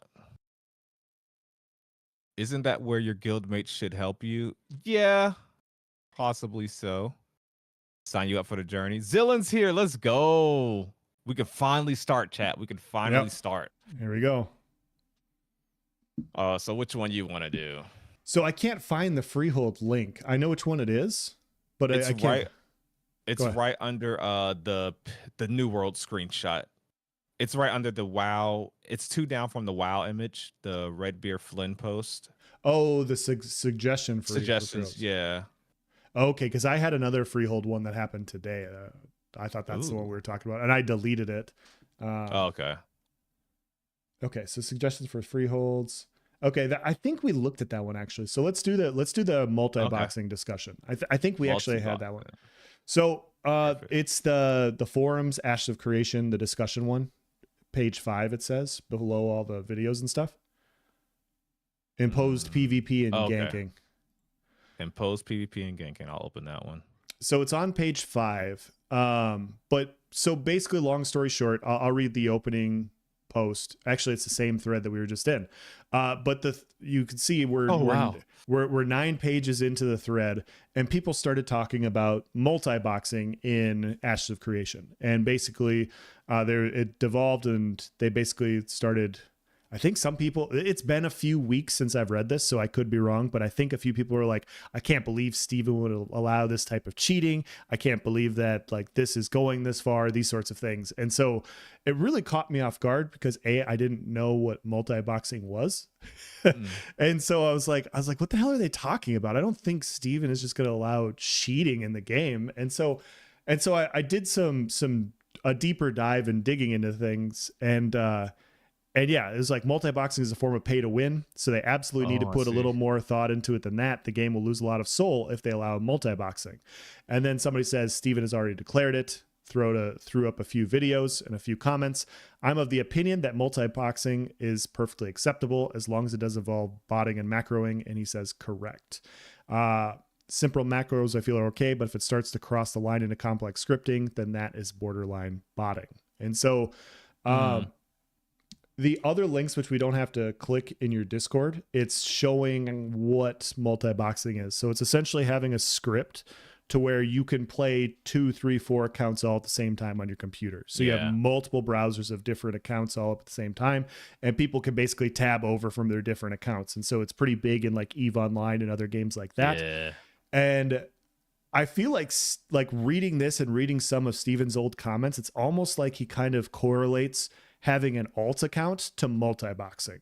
Like he kind of like uses those two words interchangeably. Like, hey, as long as you're not like his some of the things that he said were like, as long as you don't have both of them open at the same time, like, and you're not using them interchangeably with a script, I don't have a problem with it. If you just have another account, you're leveling another account. Who cares? And so Yeah. it was an interesting dichotomy of what they were talking about here because I was really confused because this isn't an aspect of a game I've played before, so I didn't know.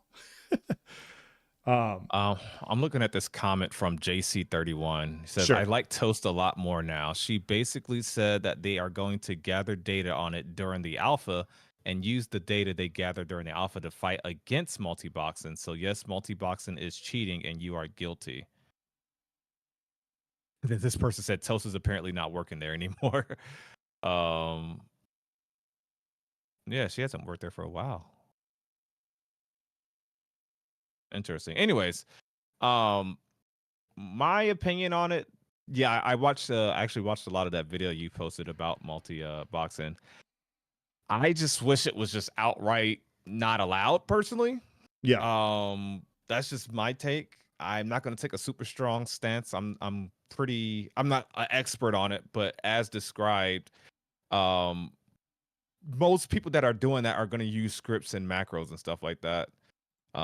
Zillion says multi-boxing without auto scripts that play the other account for you doesn't really get you much in a action heavy game like Ashes. It works great on games with combat sponsored by Ambient like Eve. I could see that. Yeah. Yeah, I could see because that too. like if you're controlling multiple accounts, like it's still only gonna be one person gathering that resource node. I don't see how it'd be the hugest of threat. I just personally don't like it. I just personally wouldn't want it allowed. I'm just not super strong on it because maybe I need a little bit more research. Yeah. I don't see how detrimental it'll be. I seen it on console ESO before. It was weird, dude.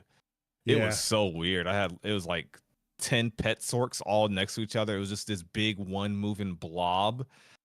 I was just like, what the hell is that? It was just gross and it just should not be allowed in my opinion. But yeah, I'm gonna trust that. I'll just trust Steven on that. But to me, it seems like it can only be bad. Yeah. Aaron says, looks like you have the idea of multi-boxing a bit confused. I have seen 5 characters in game making the same movements and casting the same spells at the same time. No, yeah, that's what it is. Or unless you were talking to Zillion.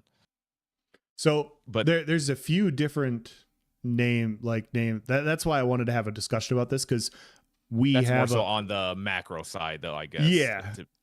Yeah, Galwood here said multi-boxing is not understood by most players. They act like it means 10 characters pressing one button at once, but that's not just multi-boxing, it is mirror inputting. Yeah, exactly. And so there's I feel like the idea of multi-boxing is, and I don't think there's a very strict definition, and that's why I wanted to talk to the community a little bit about it, because I was reading this thread and they're like, oh yeah, he's okay with cheating. And so people were pulling up other games where, one person has access to like, basically he's running scripts for like 10 different accounts at once, and they're all running, activating the same skill in an area and wiping people. And so it's like one person killing a whole guild. How is this fair? And that's why people are complaining about it. But then I was reading like some of Steven's comments, and he's like, hey, if you're leveling another account and you're playing another account on the side, who cares? And it's like, he's talking about something completely different. Yes, like he's talking about something completely different. So, and that's an important distinction, which I think Ron was referring to there. Sure.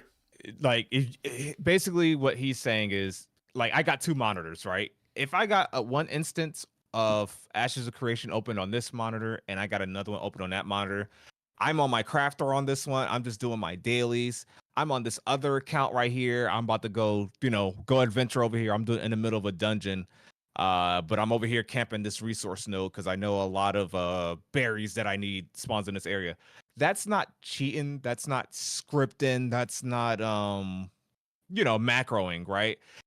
And I think that's pretty obvious. That's what Steven's referring to. That's okay. Yeah. Like if you got 2 instances running, who's to stop you? You're not cheating. You're not taking advantage. Auto scripts and all that, where like what I'm referring to, like on ESO, that and doing multi-boxing, to me, that's just a no-no. Like Yeah. all activating the skills at the same time, you just bum rushing through a zone, you're leveling 2 accounts simultaneously. And I mean that literally simultaneously, like shared actions. That's more so the issue. But I mean, the thing is, I don't think they could combat it anyway. Whether or not it's on the same PC or not, well, I guess it technically has to be the same PC to be technically considered that. But I mean, would you rather the person have a second PC and they could just turn around like this and then do it on that account? Would that make you feel better? So as long as the actions aren't shared, I guess it's not the hugest of things. Would I prefer it just not be allowed? Yeah, but Sure. it may not be the worst thing. I could be overthinking it, but I personally don't like it. But I get why, they're going to probably do it anyway. So just at least set some restrictions. And I think that's what's happening here. He's like, you can't really do nothing about it. So you guys can do it, but just don't be running scripts and having characters mimic animations and whatnot. Yeah. I forgot that I put the link of the Ashes of Creation wiki in here. They actually have an entire section on multi-boxing, and it's got quotes. I actually have that pulled up. Okay. Yeah. And so Galwood here says Steven's statements on multi-boxing basically makes mirror inputting impossible. You're not going to see 10 Rangers pressing snipe at once. They'll be banned. Absolutely. He said, for example, WoW banned mirror inputting, but you can still run 8 accounts at once. You just can't have them do the same thing all at once. Sure. And so from the wiki, it says the current policy on multi-boxing or multi-client is that players are allowed to own multiple accounts, but may not launch multiple game clients from the same computer. And so, yeah. And so that's why I was like, they're not talking about the same thing. And so I thought it would be fun to have important to have this clarification according to what they're talking about. Players may not use any software to automate characters, actions, or mimic keystrokes, which is exactly what Galwood said. Thank you, Galwood. Mm-hmm. Multiple accounts in multi-boxing. This is a quote from Steven. That's a little bit difficult for me because it could be conceived as pay to win, because you can progress on a second character and you can then gift that progression to your primary character. In that scenario, yes, I can see the argument. However, if the character progresses with the same amount of effort and time needed by the person who's playing and they maintain that progression on that character, then I don't consider it pay to win. I consider it a second account. So initially what I'm going to say is having multi-boxing capability will be allowed within Ashes of Creation. There are few safety nets that I put in place that restrict the ability for abuses that we've seen in other games. And so interesting. It's super interesting because maybe I'm just an idiot, but then how is that multi-boxing if you don't have multiple, like I feel like the term is basically having multiple clients up on the same computer, right?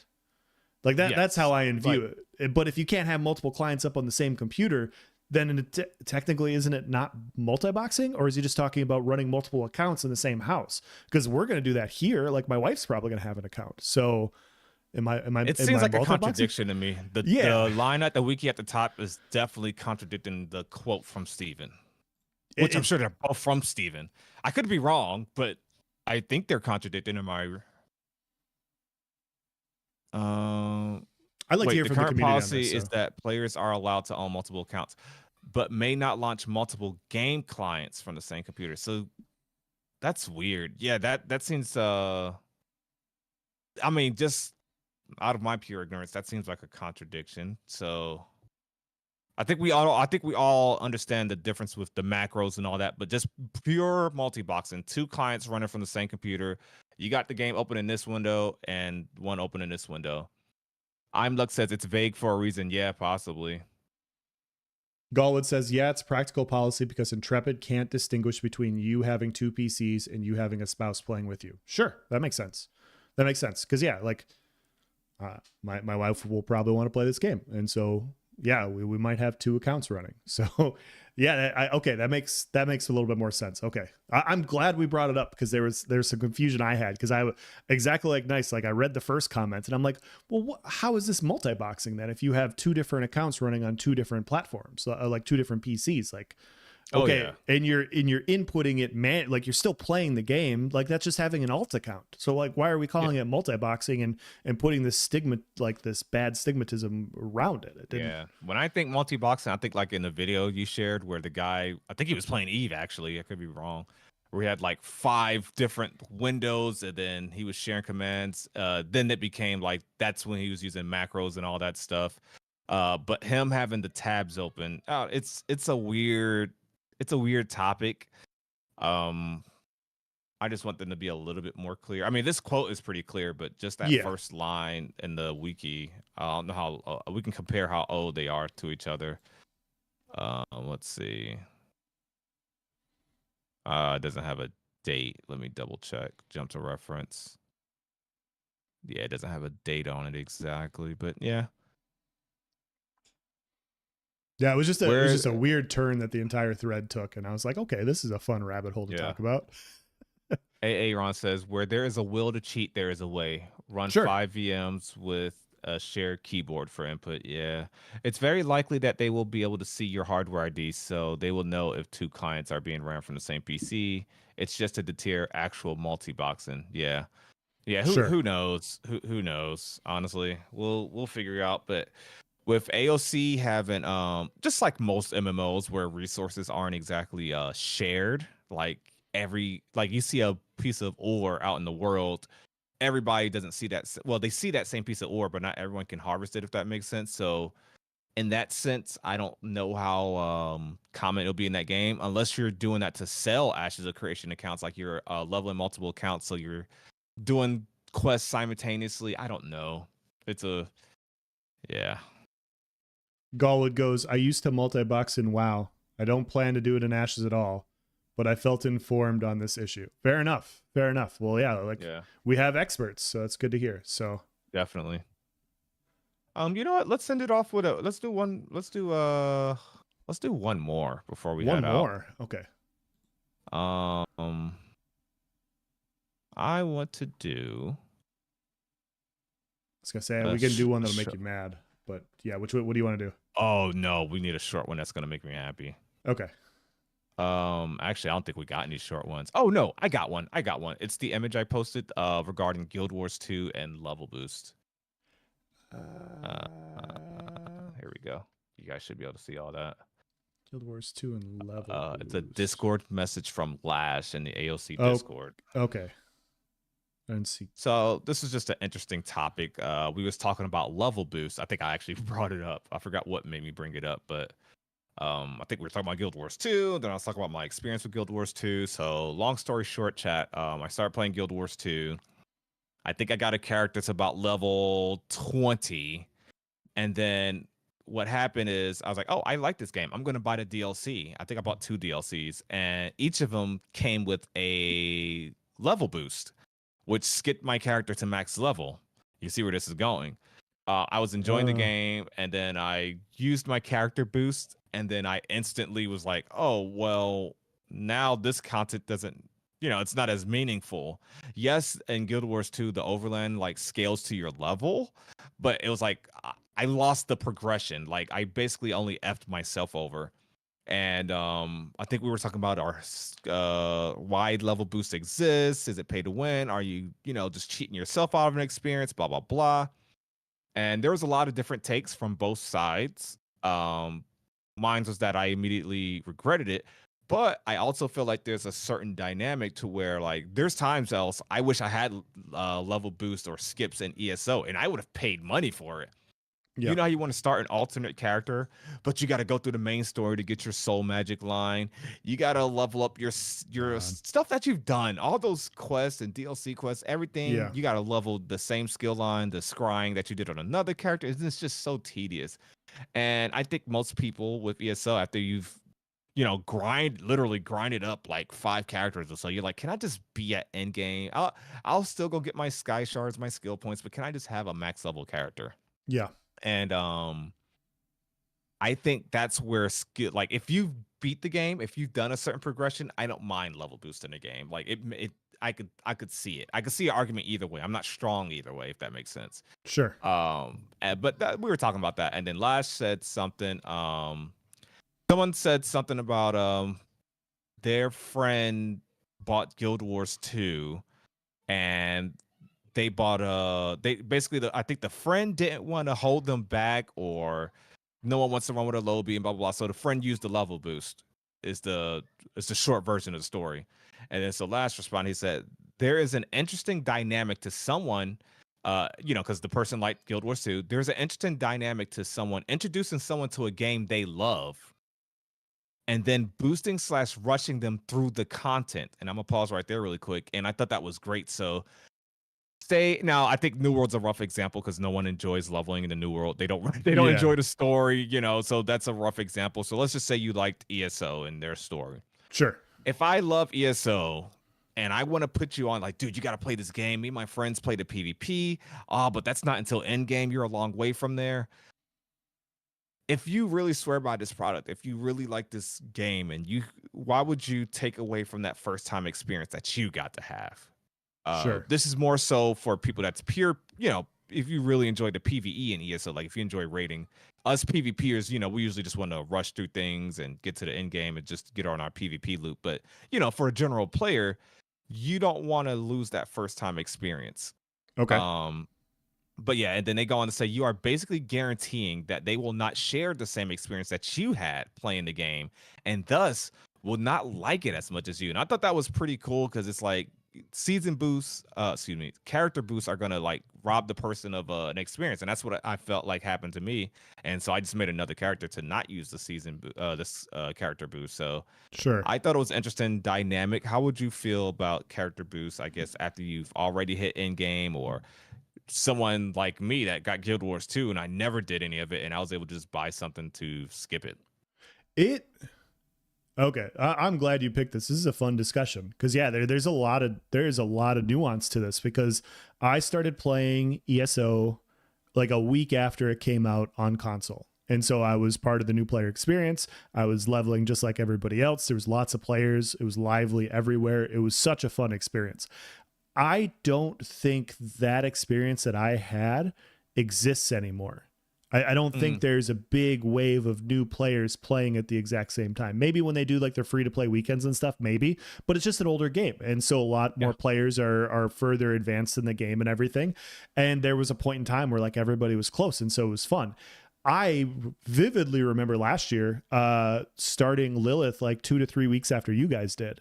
And that 2 to 3 weeks put me way behind. And so it was like I was almost on my own game loop. Like I remember you and Zilla and Sawman talking about how you're getting open world PvP and you're having all these fun fights and it's a great time and stuff. I'm like, man, I'm going to level an account. And by the time I leveled my account, like everybody was past me and I couldn't find anybody flagged anywhere. I couldn't find anything. It was just more of a dead game, and not a dead game. People were at end game. And so I shouldn't say it that way. I apologize. But people were at end game doing end game stuff. And I'm like a level 20, like trying to, what's this? A spear. Cool. Like trying to figure shit out. And so it is an interesting dynamic because I see both cases, and I see the point for an older MMO like Guild Wars to give the choice to the player and basically say like, hey, there might not be people playing in your area or at the time you're playing, and you might not be able to do a lot of the content. Maybe it's more group based and like you're not going to find players. And if you want to speed past that and get to the community of the end game, like here's an option. And I wonder if the first time thinking about this is like, Sawman hated the BDO startup point. Like, what would his opinion on BDO be different if they got rid of it? How many people, more or less people, would play New World if they had that aspect in New World? So it's Steady Eddie. Exactly. Think about how he never even got to. I don't think he ever got to like 30 before he lost patience. Yeah, I have 2 admins in my Discord that both played New World at launch and they won't pick it up again because it was that bad. And if they're like, dude, I already put 50 hours into an account, I'm not doing it again. Screw that. Yeah. And so it makes you wonder, like if they had a speed up account to get to end game so that they could actually try it, it's like, have you earned at that point? I don't know. Yeah. I could see that perspective. So I think there's an argument to be made that if you're not interested in the entirety of the PvE of a game, if the PvE or the game is designed in a way like New World, as another example, if you're not interested in that at all, like we have a lot of members of our community that we've put onto MMO New World, and they like what they see. I have fun on stream. I'm having a great time. The combat's awesome. I got all this gear. I got all this, and it looks fun. They're like, oh, I want to try that. Yep. We got a couple people in my Discord right now. Try like Rage. He's just started. Eve, she just started. Yep. they don't get that for so long. They don't get to that experience for so long. And yes, there's the argument like everybody wants everything handed to them and blah blah blah. You know, you used to have to work and grind for stuff, and that's fair. But some players when some players are not interested at all, and they're not in, and they're on a game that doesn't have a good level and experience like the world doesn't have an engaging story, and they just feel like they're doing busy work, or maybe they got to go farm wolves in a certain area. It's not fun. They just want to get to what they've seen. They want to get to the core aspect of the game that sold them on it. They saw the cool PvP clips and they want to do that. They want to play that. Um, and ironically, just to put a little cherry on top, Guild Wars 2 is amazing in the sense that literally as you log in, you can PvP right then and there. You go to Yeah, the arena and you will have your end game gear. You can actually pick it. You can do they have the whole skill line that your character will have in the future unlocked. So you can also use it as a theory crafting or see if you would actually like that character. And there's test dummies. There's actually NPCs that you can test against with this end game thing. It's just awesome. really cool. But yeah, I digress. But yeah, I thought I thought that was another interesting thing. But I Let me think we can all agree it's game dependent. Yeah, I was just gonna say let's twist this a little bit because all the games we just brought up are all theme park MMOs, and theme park MMOs, Mm. uh, yeah, you see where I'm going here, and theme park MMOs have when they come out with new content, when they come out with the new roller coaster, when they come out with the new ride, people go to the new stuff, and the old stuff gets kind of abandoned. When you have more of a sandbox style game where things are a lot more fluid, I think the player experience is going to be vastly different in Ashes. Like I think from obviously, guys, like this is pre-alpha 2. We have not tested this game. This would be a fun thing to go back and look at in like a couple of years and see if we're right or wrong. But Yeah. I think new players will experience the world regardless because there's just like there's not a linear progression system in Ashes in the Yeah. same way. And so they're going to experience things from a crafting perspective, from a questing perspective, from an actual leveling perspective, all differently, all at their own pace. And so it's going to be interesting to see like how it works for that because yeah, every game we brought up is like all the content's for end game players. And so players want to get to the community. And if the community's at end game, it's like, yeah, let's speed you up. Like the theme park is all over here. All the fun new rides are Yeah. over here. Let's get you to the fun new stuff. So I get that perspective, but I don't know if that will necessarily apply to Ashes. And I think that's, I guess I wanted to ask you and the community, like what you guys think about it. So Nice. Yeah. Ashes, the way this game is, I would like to not see that. yeah, Yeah, I don't want that. I just the way your character affects nodes and progression, and I think new characters constantly being made is what's going to keep maybe old zones. Use that loosely because of how nodes work, but it's going to keep old content and zones relevant. So I don't want to see it, but I think that kind of ties back. Like it depends on the game. sure. Like I saw some streamers, I saw some people crapping on New World's expansion. I'm like, what do you mean? This expansion is great. Yeah. And it's you watch their gameplay and their gameplay is from the base game, which is I mean still not very good. Yeah. I'm like, you didn't even get to the new stuff, and they can't because they have to start from the beginning. They can't skip that. They can't get Yep. to the cool stuff they saw in the trailer. So it's almost fair in that sense. So yeah. Yeah, I covered that in my video today talking about New World. I'm like, hey, leveling from 61 to 65 is fun. Like the Yeah. four like the quests they're good. They're well done. But 0 Yep. to 60, oh boy. Yeah, It's just completely different. So put on some music and just zone out because yeah. yeah, I can't tell you, bro. Besides that one chick in that one dungeon, I can't tell you one character in New World. That is sad. Isabella, that's the only character right now I can name. Yeah. Yeah, it's Holy crap! And that's yep. because she's hot. I can't. Bro, I don't know this. I barely know the storyline in that game, and that's not good. And earlier Crack said you can buy all that stuff on ESO. Yeah. You can't like level boost to 60, but you can definitely go ahead and buy all your skill points. You can buy any skill line that you've already purchased. Yeah, Yeah. they definitely have a loose way of doing it. I got a But few yeah. I got a few comments here. Skinny Bruce says time you spend on an alt account will be better spent on your main. Yeah, possibly. Like if Okay. you want more mastery and stuff, like and you only have so many accesses to mastery, maybe you want an alt account to make it easy on yourself. But yeah, like it's still time spent in game. It's not using scripts or anything. That'll be banned. And then Ooh. Galwood says level boosts are a corporate scheme.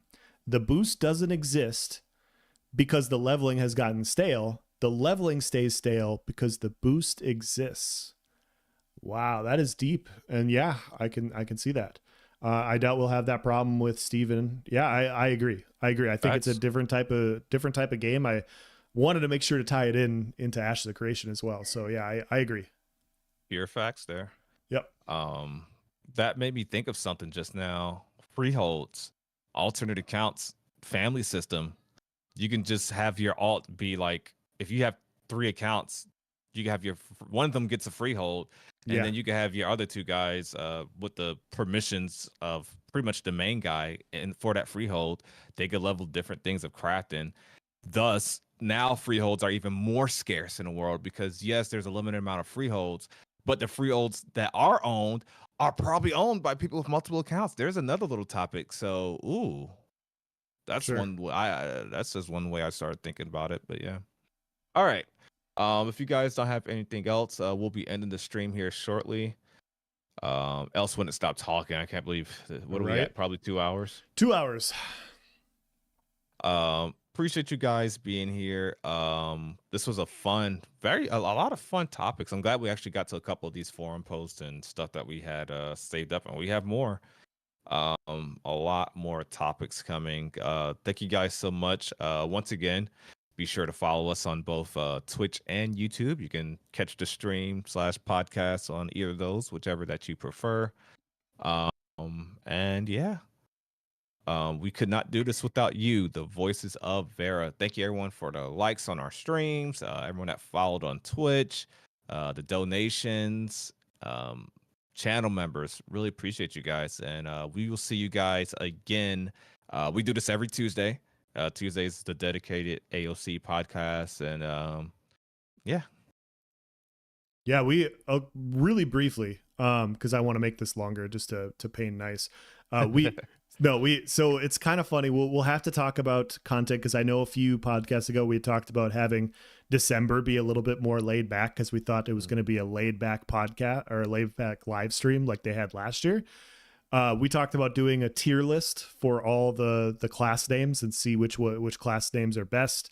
We talked about doing like most ridiculous forum discussions that we've seen and maybe do a tier list off of that. I don't know if we're gonna do that anymore because like it's Ranger this month, it's PvP next month. There's so much fun stuff to talk about. Like I don't know. I guess I kind of want to leave it up to you guys. Maybe you guys can put some input in on YouTube. Let us know what you guys kind of want to see, what topics you guys want to discuss. I know this is way at the end, but yeah, we're just kind of bouncing here. Like, wow, we still have a bunch of stuff to talk about, but Yeah. we talked about doing this too. So what do you guys want? Ranger. Oh, I can't wait.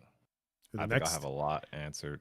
the next two, man, Ranger and then PvP. It's just like bang bang. Crazy. I I'm know. I so thought we were gonna excited. have like a stale month, a month off. Yeah. A little recap, which maybe they'll do a little recap as well. Like they'll show the VOD of the Ranger, do some stuff with that, and then do their yearly wrap up in the same thing. Who knows? Yep. Um, but yeah, man, that nighttime looks so much better. And I'm glad you can't. I mean, you can zoom out pretty far in AOC, but you can't go like Arcade. Dude, I've watched the most horrible looking gameplay from Arcade. People, the PvP sweats play from a freaking telescope. God damn, you don't even see their character. They're like they're smaller than the mouse on the screen. Like, it is ugly. Ugh. I hope they don't. I think New World's got like the perfect amount of max zoom out. But I anyways, agree. I'm gonna stop before this turns into a Yep. 3-hour podcast. Yep. Oh, you just joined, Cog? Oh, you dude. Hey, you know what? You got about 2 hours of content to catch up on. Thank you for being here, Raka. 3-hour time. Let's go. Nope, you're not getting us like that fade list. All right, thank you guys so much for being here. And yeah, peace.